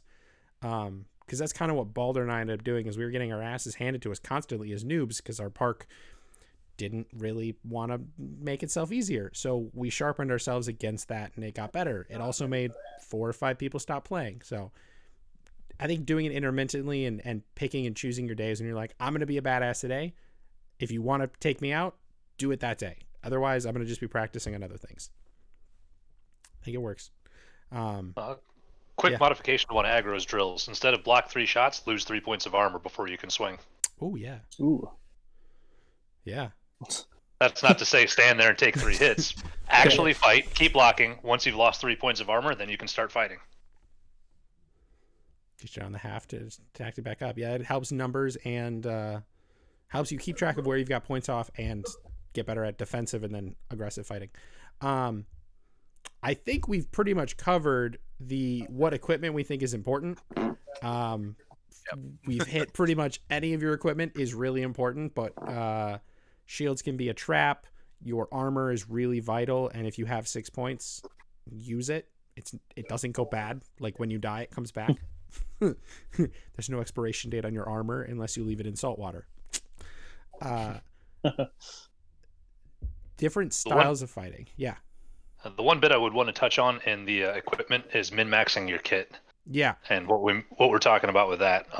To me, what that means is wearing the maximum number of points of armor you can possibly wear while remaining combat effective. Mm-hmm. First and foremost, be combat effective. While maintaining that combat effectiveness, then pack on armor right to the point where you are still combat effective, but more than you wouldn't be. Magnus's armor being a primary example of that. that armor's too heavy for him. It doesn't work. He's not effective while he's wearing it. Right. My armor, what I was wearing while I still had video, it's only 4-point armor, but an Olympic gymnast could do their routine in that kit, which is really more than I need. I could probably put on a little heavier than that and be okay. Right. But like to me, that's an excellent kit, even though it's not maxing out the armor, but it's still maximizing my effectiveness while wearing that armor. Yeah. So, were there any other points people wanted to point out in the equipment, or did we pretty much hit it all?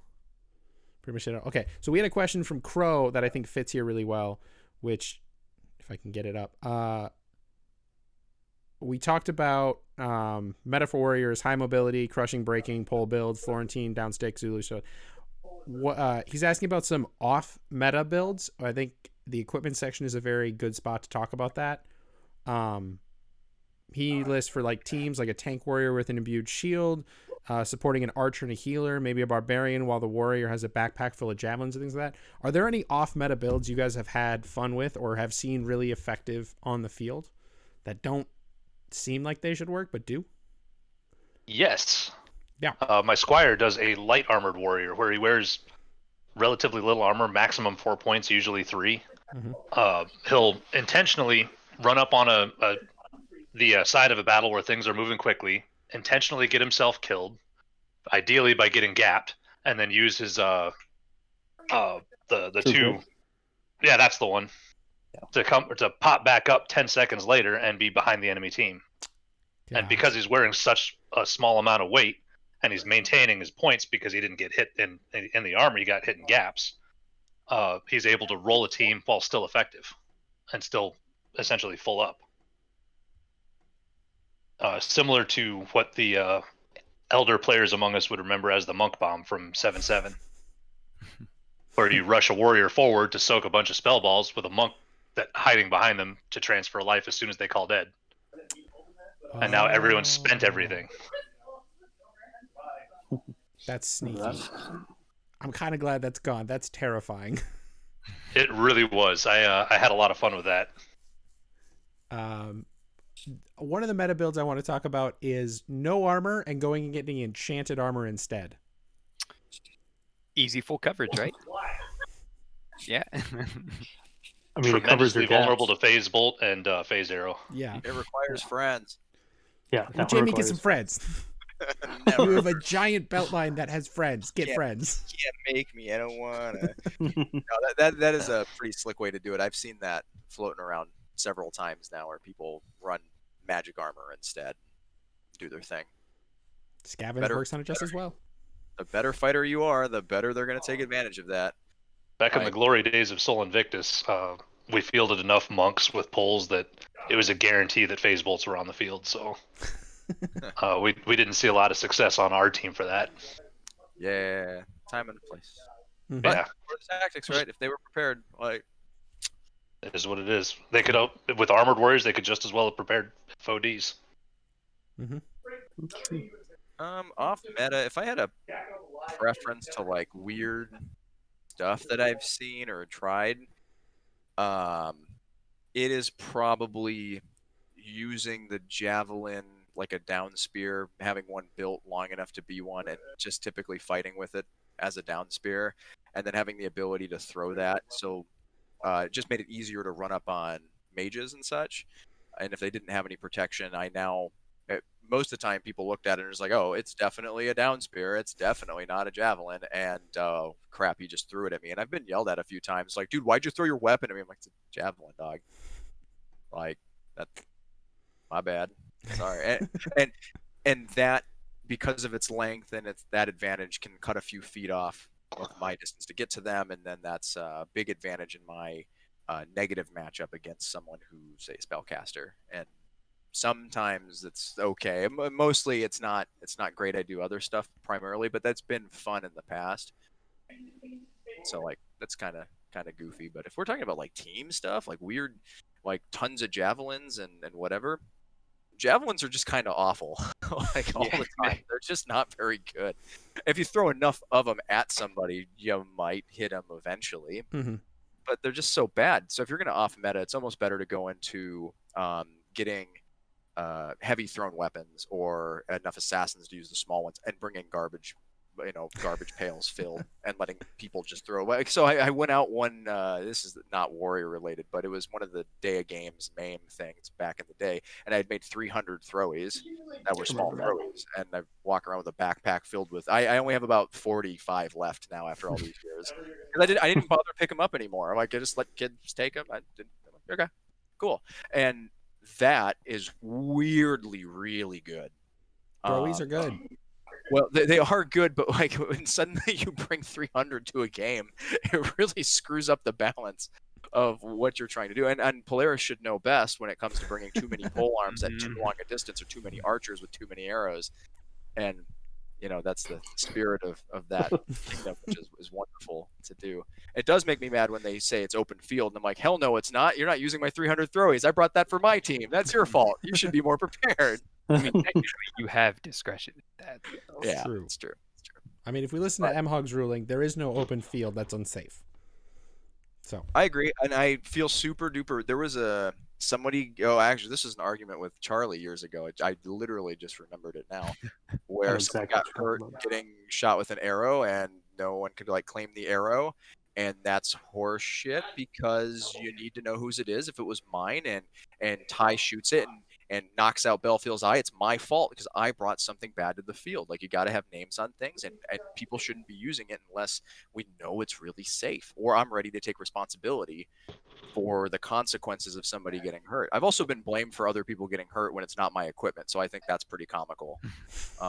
Hercule shot somebody in the eye with an arrow, and I got blamed, and it wasn't my bow, it wasn't my arrow, it wasn't me. He's 6'2" and black. I'm a white dude that's 5'8". I'm like, we're not even remotely the same. I was there that day, but I wasn't even shooting a bow. So, it's just funny. People perspective is weird. Anyways, that was a tangent about nonsense. That wasn't really the question. No, you're good.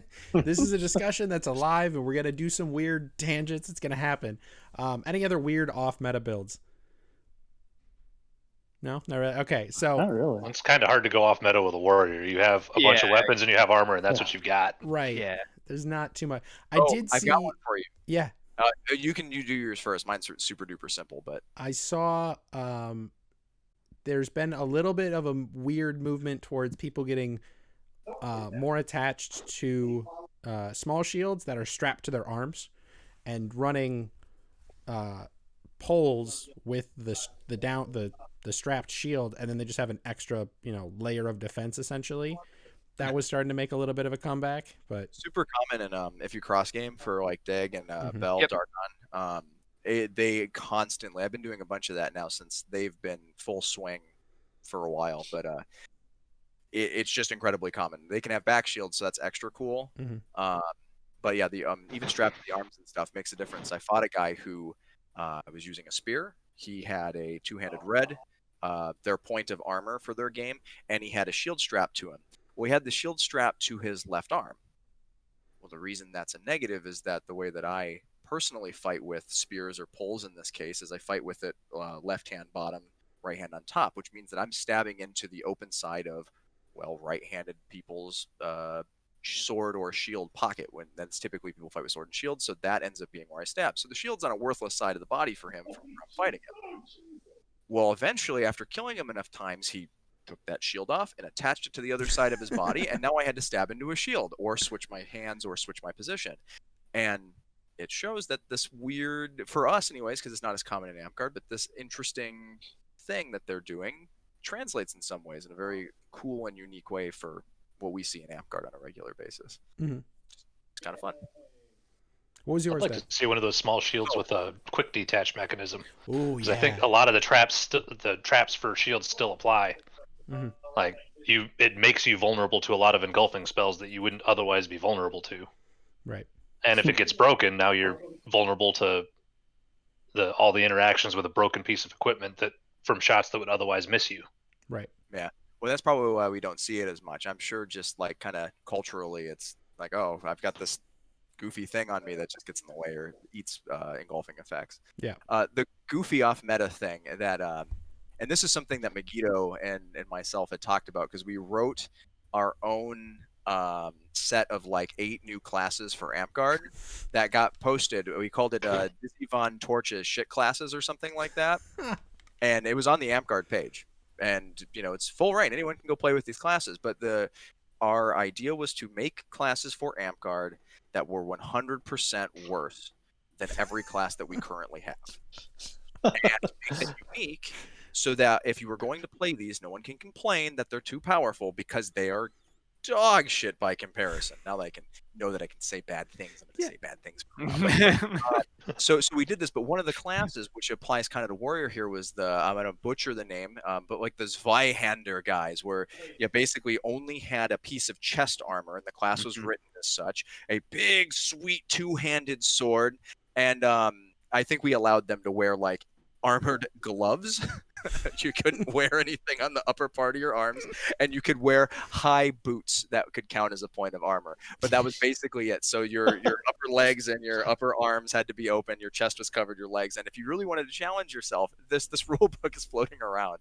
And there's a pile of goofy variants on classes to go and goof around with that fall no unique or made up abilities, but just goofy restrictions on already existing Amtgard rules. Because you can't really do it if we're like, well, I have this ability that we've made up that no one knows about. Well, that's stupid.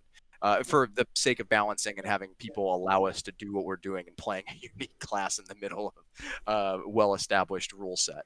Mhm. But yeah, that would be a funny way. If we were going to translate it to Warrior right now, you could do the same thing. You could wear yourself a single point glove, boots, and you can your chest piece. I think we said they could go up to 5 points or 6 points or something. Which is like whatever. That's a ton of points. And then you have to use a two-handed big sword, not a polearm, but it's got to be a big, cool two-handed sword. Period. No ifs, ands, or buts. This And then you sounds play with amazing. I was like, I feel like Belthil is down with that. 'cause I have Yes. two of his swords sitting in my closet. just big, great swords. Be crazy. I think that would be cool, and it would still be strong enough, but I think you'd have fun, and it wouldn't be so game breaking that you could probably get away with it now and then at like your local park level. Don't necessarily play our made up goofy class, but if that kind of restriction was fun for you, then you could pretend to be one. And if you've never looked up these dudes whose names I've butchered again, their outfits are fantastic and very, very, very neat. The Landish, like Landsknecht. or whatever. Aria, Landsknecht. yeah, that thing. I can't There. say it. Language I Very don't want to try. I'll butcher it and sound dumb. All right. But their outfits. Moving on to a question that I think directs. It's a little more in talked about, but it's also something that I think Paragons have a really good input on, which is how to get the most out of your armor and your enchantments. Because, like we said earlier, ancestral armor is one of your stronger abilities, and your armor is probably one of your biggest assets. So you need to make sure that lasts and is continuously strong, and how to make the most out of that. So basically what I want to talk about for this is how do you guys make the most out of your armor every single life, even after you've run out of that ancestral armor? Do you go get another one, or would you prefer to go get a different enchantment from somebody? We'll start with Bell. Yeah. So biggest way to maximize your armor and to ensure that you're making full use of it after the fact would be two things, like picking skirmishing kind of engagements where you'll get a kill and then you back up quickly so you can use your scavenge just immediately, unless it's impossible. But you should be like, if you don't have ancestral at that point, and you're really just trying to like prolong this one particular life, then yeah, you want to be picking those quick skirmishes where you get a kill, back out, scavenge. And then also, like never underestimate if you're way down on armor just because you got whacked by a bunch of people. Never underestimate taking a death to get your equipment back if the game type allows that. Like if it's a quick turnaround and in your death count or something like that, then you can get your full kit back by just taking that. That could be cool.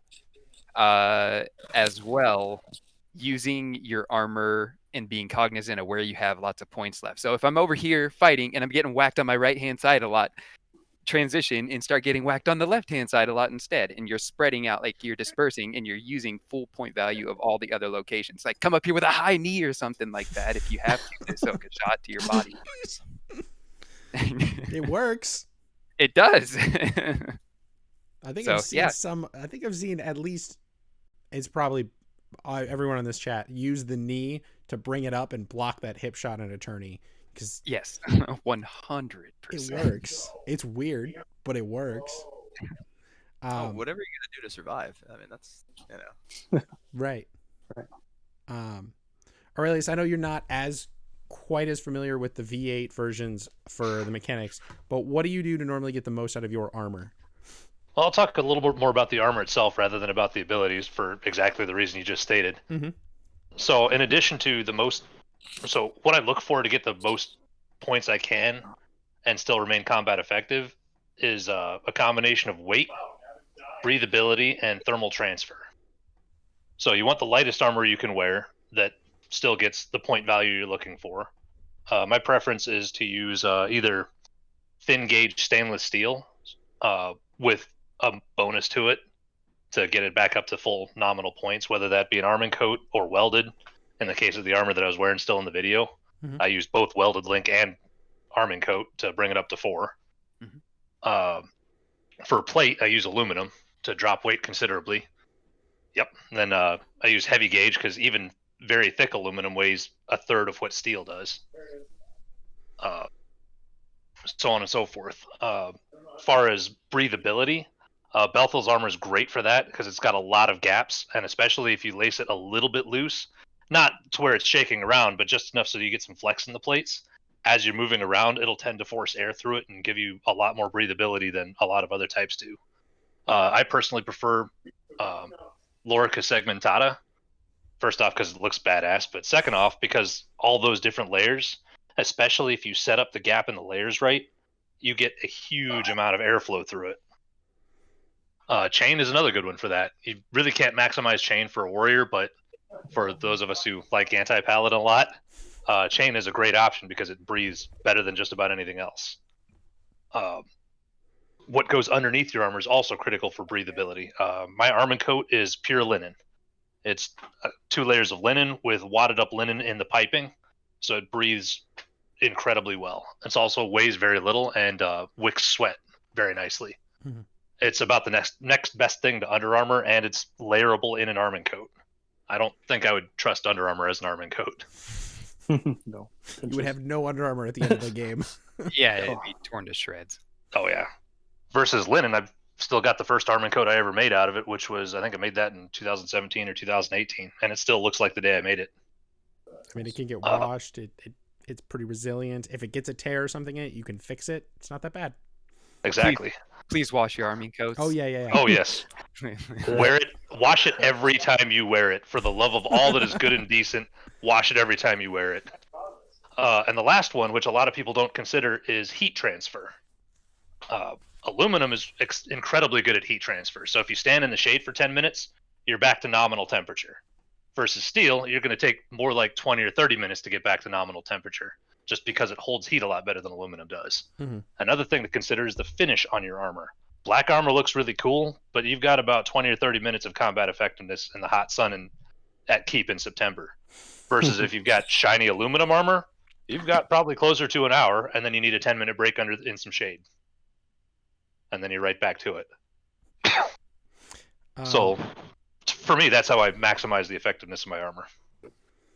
Planning way ahead by getting the best armor you can, or making the best armor you can. Jamie? So my thing ended up freezing, so I missed some of what we were talking about. What's the subject that we're on? The ancestral armor, how to get the most out of your armor and enchantments. Okay, excellent. Same spiel. I like positive trades. If I can kill someone and only get hit a singular time, excellent. Always happy. I guess that's breaking even, it's not necessarily positive. But if I can get some free kills, whatever, and then maybe I trade and I still have 30 seconds, I can scavenge, whatever. But so picking good targets for me to kill to take advantage of that. So that gets me a lot out of my armor there. Oh god, I had things and then it froze, and I knew I felt pretty good about what I was gonna say for this here. So let me look at my. I've referenced the notes for the first time tonight. No. This is why I give people questions in advance. I know. Lost my spot. Well, no. So I tried it the first time with not giving Broton the answer, like the questions, and there's a lot of talking. Like Broton is very long-winded, so that didn't help. Yeah, it keeps you off focus. So making the most out of it, yeah. So doing that, and then we've just talked so much about so many things. So even like the kit that Mhm. you're using, like I'm sure that was talked about at this point. Making sure that you're using the proper equipment to make sure that you can play as long. So if you can play longer, you can kill more. If you can kill more, you're more useful. I mean, yeah, I feel like that's pretty much like the number one, man. Like, pick good engagements, win those engagements, profit. Mhm. Yeah. If I think of something else, I'll bring it up. But this is where I'm at. That freeze is killer for me. Nah, you're good. Ty? So I'm gonna kind of focus on enchantments because I feel like armor's been touched a lot, and kind of just like it's one of the things that I do sometimes depending on who I'm playing against or what I'm playing against and stuff. Like a lot of times out of the bat, like you have ancestral armor, you'll start off just using ancestral armor going out right away. I don't. I tend to like wait until like if I have to go back like once or twice or like a little bit through the game, then I'll use my first ancestral armor. Mainly because sometimes those wizards or druids like they won't ask what the enchants are. They'll just shoot it at me. Cool. All right. Well, now that I don't have a chance, I don't have to say what enchants I had before. I'm like, but they're thinking, yeah, I got rid of his ancestral armor because he's a 6-point warrior, and I guarantee he had it on right away. And I'm just like, I mean, I had Harden on, which I'll get back later, anyways. So yeah, I tend to like look at the groups who will do things like that and kind of pick and choose, especially in like those much larger games. Like I can't tell you how many times where they're like they'll point at me, they're like warrior enchantments, and I'll say like Harden. They're like okay, and then they ignore me, and then I step back, I put on ancestral armor, move forward again, and they're like hit me with a spell where like point, and then they're like they're either not focusing on me anymore or they're like wait a minute, what? And suddenly now I'm a target again, but that just like confused their targets. Or I mean, sometimes they get angry at you because you're like, well, they lied to me. I'm like, no, I didn't.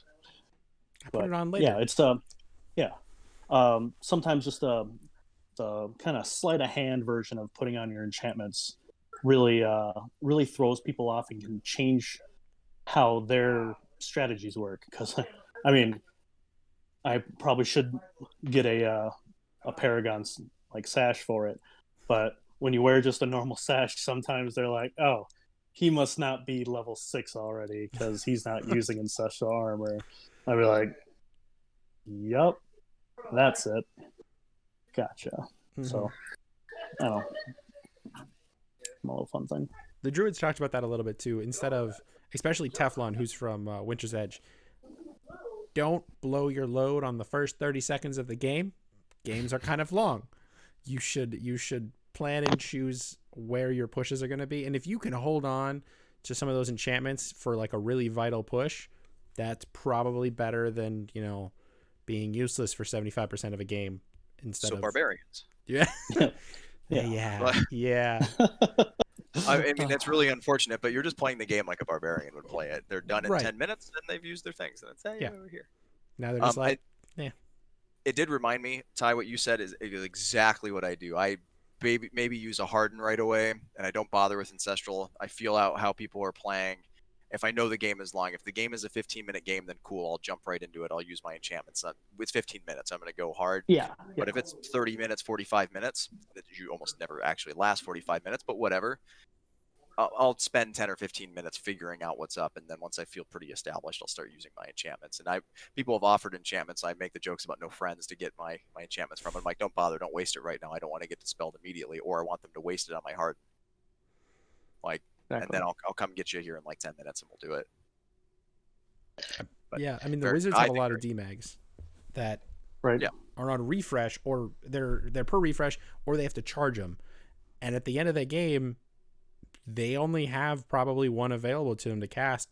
If you cast that Harden, they freak out and just like demag you and then you step back and put that last ancestral armor on, they've got to go back charge it. You can go murder chop them all you want.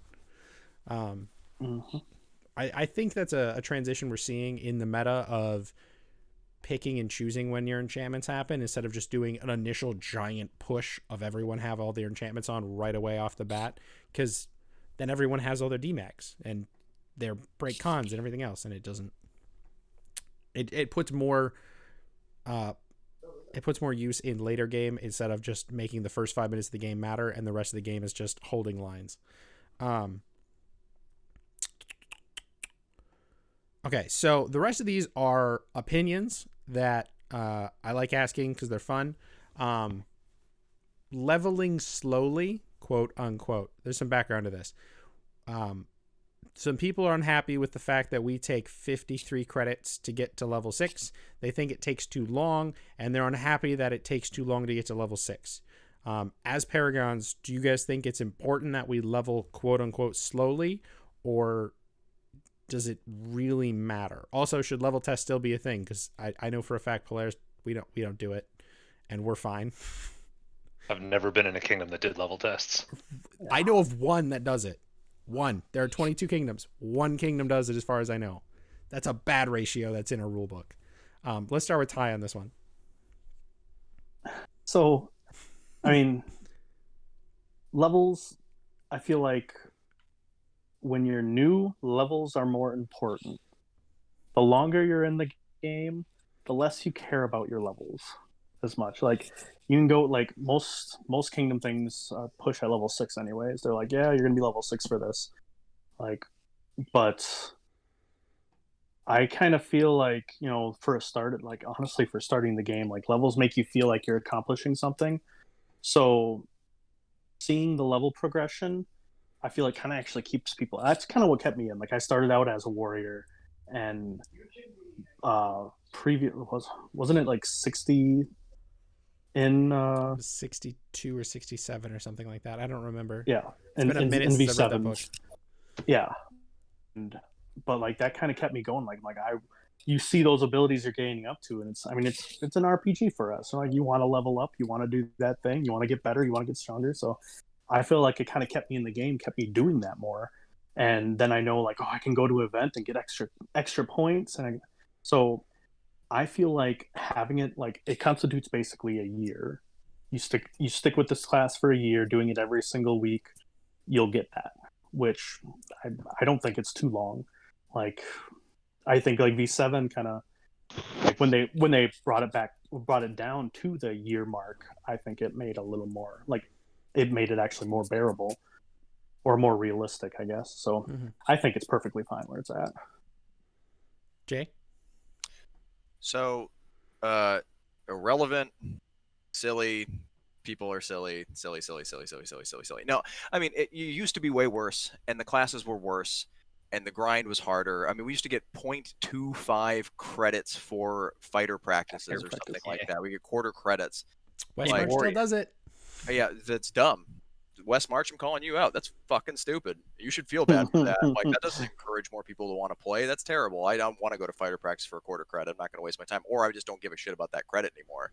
Like, it's absolutely pointless. Right now, I can sign in all over the fucking country and get piles of credits. I'm 6 and everything, and we've been in COVID, and I've been a knight since start of COVID, and I've played like the paladin classes like barely, like one time I've had the opportunity to. I'm 6 and all. It doesn't matter. It's not game breaking. It's a new player who's now level 6 when they shouldn't be level 6 is gonna just be bad. They're still bad. They're new, and it's not fair to say they're bad. That's mean. They are underdeveloped. They don't know any better. They're inexperienced. It doesn't matter that they're level 6. It's not going to be impactful. It doesn't hurt anything. Balancing games because, like, well, are you level 6? Well, doesn't mean that I'm any good at the class. It just doesn't make a difference. This is still very fast, and with the leniency that most of the kingdoms have, and your ability to gain credits means that if you are very proactive and you have a more available schedule, or this is the thing that you want to make your primary hobby and do with most of your time, you can have fighter practice or craft nights or sign in just at every kingdom that you can possibly sign in on a weekly basis and get like 15 credits a week. Right now, I mean, it does not take a long time, and it yeah, okay, maybe people were underdeveloped, but if they stick with the game, they will gain skill and they will become better. So I don't see any reason that it's harmful. And I don't necessarily, I mean, we know who's good. And if you've played long enough, the people that are running these games are typically people who've been around for a minute. So I would like to think that they understand that, like, oh, okay, I can't put all of the warlords on the same team versus this other team of level 6s because it's balanced that way. Well, no, the individuals are what make these things good. The class is just a number. Like I can go play a level 1 assassin and do fantastic because I am a decent fighter. Like same thing can be said about other decent fighters. The level is fairly irrelevant. So level tests, I think it's cool. I think it's silly that we don't have it. I don't think it should be a requirement to level up. Like I've said a lot of, like I'll contradict myself here some, but I like more content and I don't like losing content. So like if people want to do it, excellent. I think they should do it. That's fun. It should be fun. It shouldn't be something to hold people back, because if it stops a new player from wanting to play because someone's being a dingus about like, oh, well, you didn't score high enough on your level test to go to level 2, that's a bummer. Then I don't think it should be a negative. But we could give them cool awards for passing level test instead, and make it a very cool like extracurricular thing where like, oh, I actually know everything about this class. So here's whatever. It could be a prerequisite to being a Paragon. Here you go. You're a Paragon. Take this test and prove it. Prove that you know this class. Because like I said, I'm 6 in everything, but it doesn't mean that I know everything about Scout. I've played Scout like 4 times ever in my Amp Guard career, because it's just it's okay if you're a good fighter, but it's also pretty much not very good either. So like it's whatever. So anyway, I like the idea of it. But I think credits are mostly irrelevant. I think it's a sweet hook for kids, and leveling them up faster I think is nothing but a positive.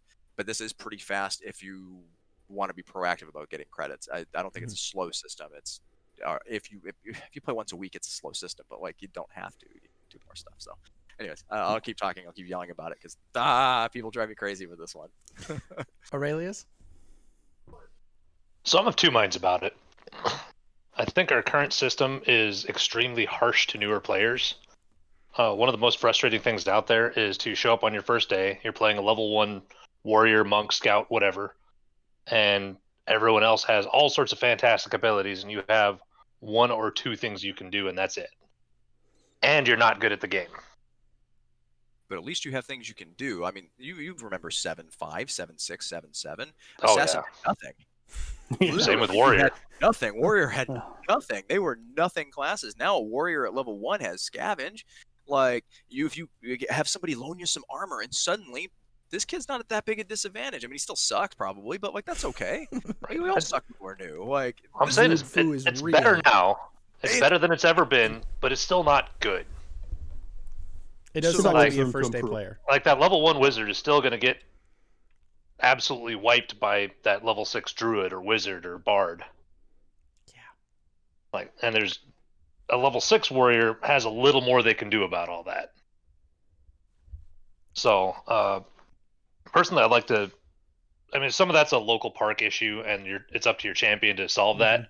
But on the other hand, if the level 6 wizard never gets to play level 6 wizard, they're going to stop coming too. So it's kind of 6 of one, half dozen of the other there. Yeah. So personally, I'd like to see leveling happen a whole lot faster. Alternatively, if we want to keep that year-long time frame, let's do universal levels. So if I'm a level 2 player, I have 65 or 35 sign-ins or whatever. I'm level 2 in all of the classes. Or just a flat build across the whole thing. So in basically 1 year, you're level 6 in everything. Correct. Because after you've been playing a year, you probably understand the rule set well enough to pick up another class pretty readily. You might not know all the incants, but you at least know what the spell does. Mm-hmm. Hopefully, if you've been paying attention. I know some year-long newbies that are unfortunately lacking in that area of what a spell is. Fair enough. But, I mean, we got to plan for the average player, not the lowest common denominator among players. And the average player can handle the whole rule book at a year. So that's just my 2 cents. Either speed it way up or keep it the same rate and level everything at once. It's good points. But I'm just one. Which is actually speeding it up like in like 10 times. 12, 14. 14, yeah. Yeah. Yeah. Bell? Yeah, I was actually of a pretty similar opinion to Aurelius. when it comes to that kind of stuff. Not necessarily leveling up everything simultaneously, but I getting back to the whole, hey, this is what hooked me, and I had like this identity going in to the game, and it let me feel like I was getting this reward structure with growth and stuff like that. I think that leveling up slowly for your first class is important in a couple of ways because it gets you more exposure to the game. It gives you that hook for people who are motivated by that kind of stuff. I never had any of that kind of motivation. My least favorite aspect in any video game is feeling like I'm level gated behind stuff or time gated behind stuff. It's like, just let me be Dark Souls. Let me be as good as I, am off the bat or whatever. And if I can punch block this boss with my bare hand, I can do that all the way to the end of the game or whatever. But I digress. Not my point. I recognize that there are people out there who like that kind of stuff, and that is actually what keeps them coming back to the game. So, but after that, I also feel like it starts to lose its value a little bit because you become adjusted to the game. You become knowledgeable about it, and having to go through that whole process again is a humongous artificial block. It's like, no, I want to have fun. I want to play around with all this different stuff. I want to try my hand at all these new things. So that's a good point towards Aurelius's methodology of like, hey, when you get there, you're level 6 and everything or something like that, or not crapping on like, massive credit give outs or something like that, because for the people that are taking those, they're probably, like Ty was talking about too, they're probably not the most concerned with levels anymore at that point. Like the first few are feel good, they're important or whatever, and then it starts to like go downhill as far as that being your source of enjoyment and stuff. Mhm. So I don't know what the balance is there, but at least for one class, I think it's not the end of the world to ask for a solid amount of investment. And then for a level test, I 100% agree with Lily as well. It's like, hey, I don't know if this should be required for you to be able to play the next level of your class, but I do think it's absolutely fantastic way of having people demonstrate some kind of level of mastery or something like that. Like, hey, maybe if you're on the path to become a paragon and that's a big end goal that you have, then that's something that, hey, you can go out and say, yeah, I took a test from the guild master or warriors or whatever, and I passed, and yay, like, boom, it's a stamp I can put on my sweet armor from the best class in the game. I mean, didn't we actually just make a new award that is basically kind of like, hey, you're a level 1 We did here. tactician. Yeah. Yeah. I stole it And I from think Iron that's Mountains. fantastic. I love it.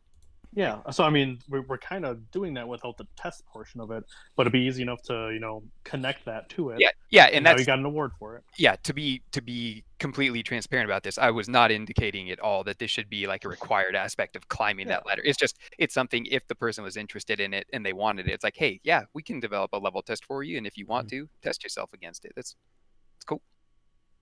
Yeah, we don't do Award circle. chasing, man. Yeah. Yeah, we don't have the guild masters. No, we don't have the guild We masters. did- We also don't have a technical circle of paragons in Polaris. Technically. Seems irrelevant. Yeah. We Mostly, don't- I mean, yeah. It can be super cool. Like, this game lets us do so much to have fun, and it's really in our hands as players. If we want to make more, we can make more, and that's really neat. There's so many things that are out there that you can't do that with. I can't affect Magic the Gathering. And then you can do some house rules, I guess, and play it by those. But like in this case, we get to kind of shape our culture, our people, our friends, and make these very unique things. And that's super neat. Always makes me sad to cut things, but in some cases, some of this stuff is a little dated or doesn't have much value today in current Amtgard. But It I think you happens. guys are doing good. We get to I mean, evolve and change. It's way more quiet down here in the CK. Unless you like getting banned, we're pretty good at that. Are you talking as a whole kingdom or just individual? Well, we tried as a kingdom. Just And, kidding. we worked real hard at that, like twice. Like the Circle of Monarchs were not very happy about all that. But we came together to just go out in a blaze of glory, and they said no. So we got denied all the fun of getting banned as a kingdom. So that's too bad. And now that we have to settle for individuals, I mean, harsh language like dork, that'll get you. I know the boot. I was up for review because I called people dorks, and I guess that was really offensive, so they wanted to suspend me. I'm not trying to be offensive, y'all. Come on. Like, have you ever seen Ed, Edd n Eddy? Like, come on. Oh yeah. Like, come on. It's Double not so bad. dweeb. I love it. It's amazing. It's on HBO, like right now, like the HBO Max or whatever. So like, if you have that, it's not really restored. You can't make it look really any better than it looked. It's pretty rough, but very funny, very smart. And if you haven't seen that, I recommend it, of course, because it's so ridiculous. Mm-hmm. Totally off topic. We're just gonna go way off topic for a bit. Okay, so leveling slowly. Aggro agrees with your guys' points. It doesn't feel fun to play gimped at Park when you're low level. I think that we have to work as a culture to make more battle games for everyone, or either like play a first or third level battle game every other Park day or whatever. Do something that allows the new players to join in and do things like and play at a higher level and feel equal to other people in at least written ability, instead of just telling them that they're no good for almost a year, and then when they finally get level 6 they realize that they're still not good. They've got so much more to go and it takes forever. It's a high skill gap thing we do. Yeah. So it's been 2 hours and 40 minutes since we started recording. The other ones, we've got opinions on armor breaking verse 7, armor breaking in V8 verse 7.5, and any changes you guys would like to see for V9. Are there any big things you guys want to talk about from that? V8.5 instead of V9. Okay. Just make improvements. Like, come on. Like, we could have a couple new classes. We could update some of the classes we already have. You know, bing, bang, boom. We got a sweet new thing to play. Like, the biggest thing that worries me about V9 is I haven't seen like a prescribed, like a set of goals or whatever, like they had with V8, where they're like, hey, these are the things we're specifically out to try and fix within the game or whatever. Like, we want to streamline stuff. We want, spell incants to be very indicative of things. We want to try to tone casters down a little bit, so we don't have to have these ridiculous ratios or whatever. I haven't seen any of that kind of like statement or mission or anything for V9 in particular. And from what I've seen so far, I don't know if there's a whole lot of intercommunication between the different committees that they have. And I think that's going to be like, how do you know how you should change armor if you don't know what's going on over in Class World or something like that? Like, to me, it seems difficult. And if this were to be a change, it's going to be a while. So I'm in that thing. And so I've been a part of some of these discussions on their Discord stuff. And it is so very early in the gathering data stages of things. It might be it could be 5 to 10 years before we even see something like that's play testable. And if it doesn't look better than what we currently have, it's not going to go super far, which is why I'd love to see just some tweaks to some classes that are outdated. Barbarian is outdated.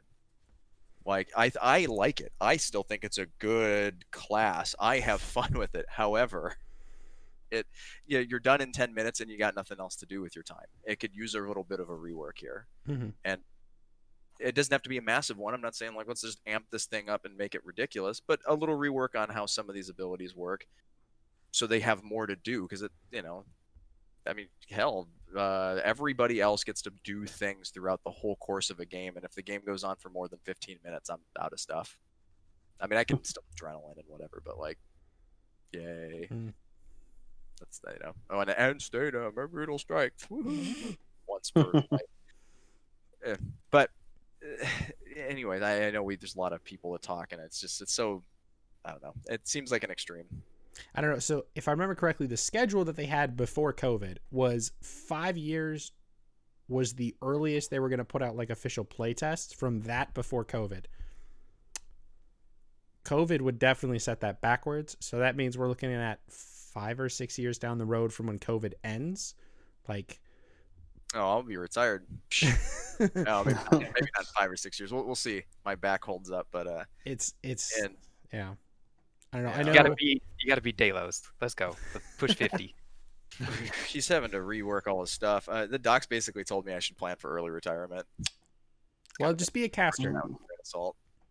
I could also go back to shooting. Shooting is fun. Like Yeah. I enjoy that. It's just bending, twisting, snapping motions. They'll always hurt me. Mm.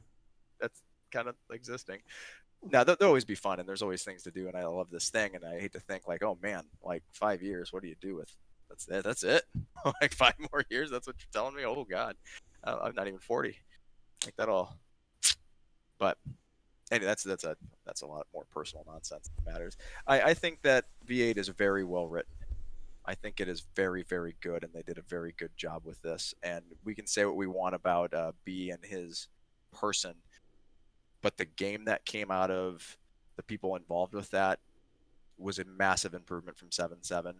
And I'm not saying that they couldn't make a game that was better in V9. I just think they would be hard pressed to do it. I think they would get more out of doing an updated version. I've said that 3 times. I'll say it 4 times, 5 times, however many times enough people hopefully go, maybe we should just add some classes, because we do it in MMOs all the time. We get new classes, new expansions. Like, why don't we have the expansion of V8? Like, that would be super fun. You could blow it up with a new theme and add some cool themed classes to the new theme, and then give people something really to be excited about. And even if it's unlocking anti-paladin, paladin, that's not even enough. I would want, if they're gonna do that, do it, but then give me 2 more things, 2 more neat things to play. Like, that would be very fun and interesting. And whatever, add more, add a new knighthood. At that point, here's the new expansion, featuring sweet new knighthood for people, new classes, and maybe even an adjusted leveling system, since we just talked about that. Be something. I know. I'm trying to get my hands on it, but V8.2 something, whatever. It was called Update Turtle, and it had a bunch of changes, and it fundamentally changed a couple of the classes, including Barbarian, and it had archetypes for melee classes. Sure, that could be fun. Yeah, it unfortunately did not pass the vote in the rules rep organization, but I'm trying to get my hands on it and see if we can convince them to change some of it to make it work. Well, I mean, maybe take some of the groundwork that was done there and find the parts that were liked. What parts of this were liked? If they don't like it as a whole, well, maybe this is a good adjustment to Barbarian, and I don't know why we're not doing that. That simplest way to do this, instead of rewriting a whole thing. It's hard to get 22 people to agree to any one thing, though, especially when we make them as large batch changes instead of single individual playtest changes. Like, all right, this is our small change to Scout, this is our small change to Barbarian. They're just like, this is Turtle change, and it includes a whole overhaul of a bunch of different things. So, yeah, I agree with you. We'll see what comes out of it. I'm trying to get my hands on it, but any other opinions on the either armor breaking current system versus V7.5 or the V9, the things we'd like to see in V9? I kind of just mushed the last 2 together because they're. Well, personally, I'd like to see a lot more customizability with melee classes in V9. Currently, Warrior is a pay-to-win class. You're able to make armor for $50 if you have a friend with tools. If you don't have a friend with tools, you're pretty much SOL, far as spending less than several $100s to make a viable warrior. Yeah. Archer's another one that's a pay-to-win class. So we have multiple classes that seem like they ought to be mainstays of games that are pay-to-win, versus warrior especially could benefit from having some customizability. Like, maybe if you only take 3 or 4 points of armor, you get additional abilities or immunities or something. That's actually one of the things. I'm in a group that's putting stuff together for them, and I'm in the warrior chat for it. And one of them is kind of like they get reduced down to 4 points, and then they get imbue shield instead of harden. Instead of those, well, instead they get rid of ancestral armor, and they're reduced down to 4 points, and they get imbue shield. Less power. So less powerful, but then also gives an alternate source. So maybe that person can't afford all that armor, they only have 1 point armor, but then they can use their shield, and suddenly that shield that was a trap before is now a thing that is a staple for them. So what I would like to see, and I don't want to forget it because I'd forgotten until it kind of brought up, I don't see why fake synthetic armor so I'm going to say cosplay armor specifically, can't be valued at like a max of 3 points instead. I think we would have a much greater looking fantasy feel to the combatants on our field if I knew I could get 3 points of armor out of my armor. I don't think it should be 6 points, because then it defeats the purpose of ever wearing, authentic or near authentic or whatever metal armors. But 3 points for like one of like Charlie's a good example. He had that some of that real neat cosplay stuff. Usually it's not super tough. Like, okay, cool, it can break down in real life, but we're a fantasy kind of LARP. We're a LARP, damn it. Mhm. Let him look super fly and get some points for looking super fly. Like, that would be awesome. If you're I talking don't about see the why we can't Diablo use it. armor, it's leather. It's a hardened leather. Okay, well maybe that was leather. No, not Oh, his. he had the one that he made. He was like a wizard. yeah. It's called Okay. Warbla. Warbla is what it was made out of. Yeah, it was made out of Warbla. Like, I don't see why we can't have some of there's beautiful sets of cosplay stuff out there. And if the Amp Guard community / SCA / LARPers, the people who make this armor actually took to it to make it functional versus just show pieces, because a lot of times the cosplay outfits themselves are made to look real good, but you're not supposed to do somersaults in it. Mhm. If you can do a somersault in your cosplay armor, I want to give that guy 3 points and encourage them to be on my field, because that looks great for new kids who come out. That looks great for any newspapers that want to come by. The newspaper, because people read those. But like, whatever, anyone who sees this when we get on to social media, it's like, holy crap, they have. Look at some of the beautiful LARPs out in like Europe that are doing incredible things with very cool outfits, and that is so pushed, and it's more forced because you gotta look like the LARP there. But for us, I think it could be nothing but advantageous, and that's increasing the cap by a little bit. And I don't think it would make. I mean, how many warlords do you know getting dressed up in cosplay armor to roll around with the huge advantage of now I'm not wearing metal? I don't think it's gonna be real high, and so honestly, with shark mail and aluminum, I don't see that the cosplay armor being 3 points would really break anything. Yeah, shark more mail than is it's a already shirt. broken. It weighs. Yeah. It's the same as like a wool shirt.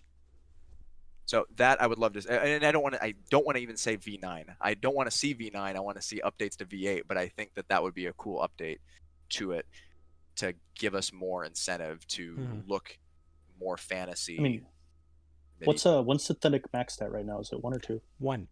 1? Oh yeah, fuck.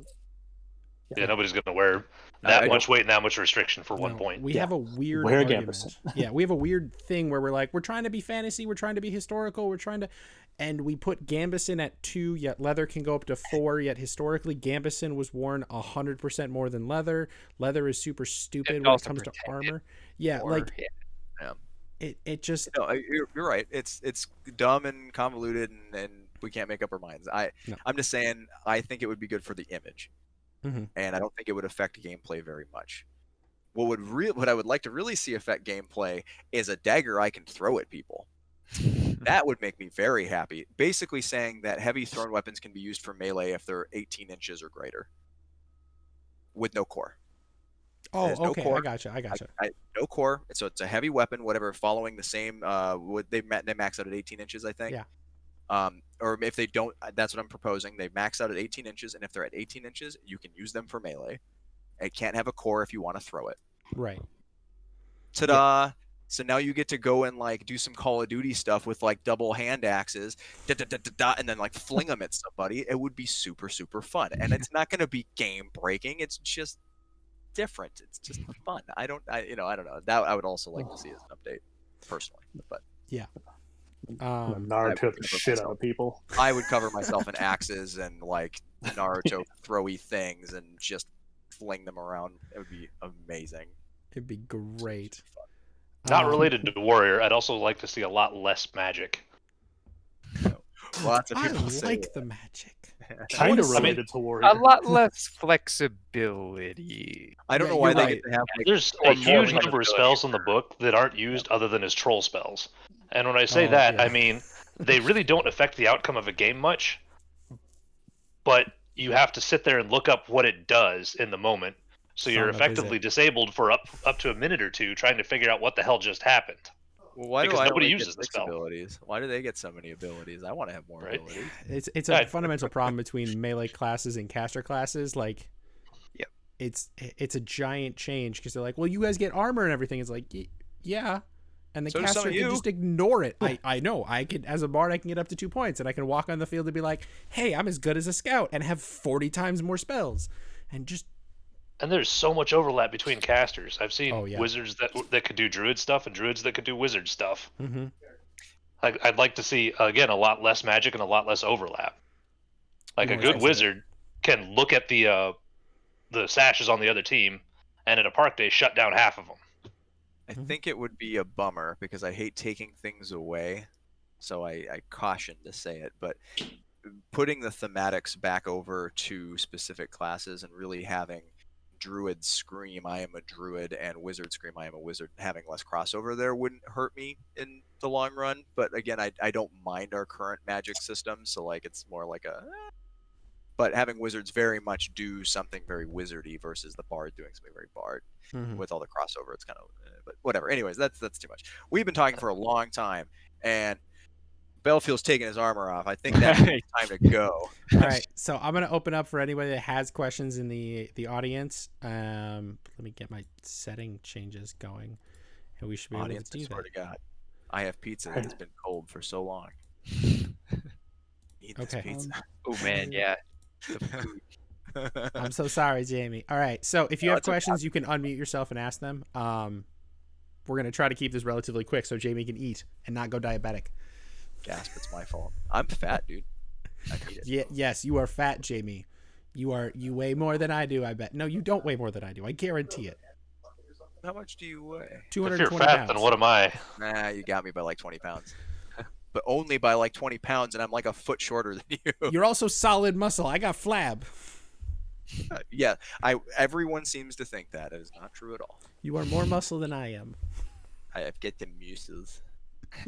Sorry. Anyways, chat. Do you have questions? Oh, we did have one from your wife, Jamie. Oh God. We What didn't do get you to want? answer. Her question was, the question is armor construction question. What the fuck is fluting? Okay. That's raising a channel in the armor. It's not functional at all. It is somewhat structural in that, well, it's not structural for Amp Guard because you can't hit hard enough to matter. Yeah. But in the SCA or Armored Combat League, a flute will increase the rigidity of that piece of armor by giving it a dimension other than the plane that it's in. It also plays great, sweet sounds. Yes, that too. Give me a minute and I will give you an example of fluted armor Oh God. in the chat. Cool. Oh God. Does anyone else have man. any questions? All these people lurking. We've got all these people. There we go.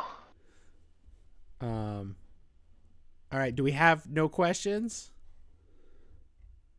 Seriously, don't feel bad. You can ask questions. I'll start for you. seriously. I'm here. If I didn't want to be here, I would have left or not shown up. So It looks like we don't have any questions. All right. So that's where we're going to end the podcast today.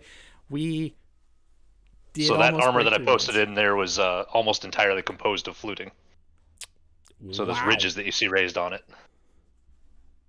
Cool. I want to look at cool thing. I'll look at it later. I will put it in the. Oh no, I'm recording my screen right now. The people can see it. It's right there. Oh, they're so much cooler than I am. I can't see it at all. All right. So thanks everyone for coming. If you just listened or if you participated, thank you very much. In 2 weeks, we will have Paragon Healers. We'll get to see Jamie's better half, and we'll have 3 guests on that one, I believe. Yeah, I'm pretty sure it's 3. All right. be Thank a you good all for times. coming. Any closing words from the Paragons?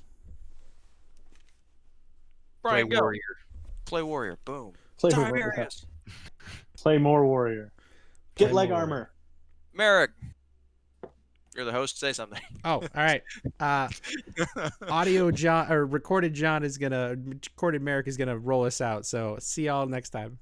This has been another episode of The Paragon Path. If you liked what you heard or saw, please drop us a like and follow on YouTube or Spotify or Google Music or anywhere else that you can find us. We have a Facebook page on The Path that lets you know when we're recording, what you can join into, and what to expect next. We record these episodes live every other weekend on the Kingdom of Polaris Discord. Link is in the comments.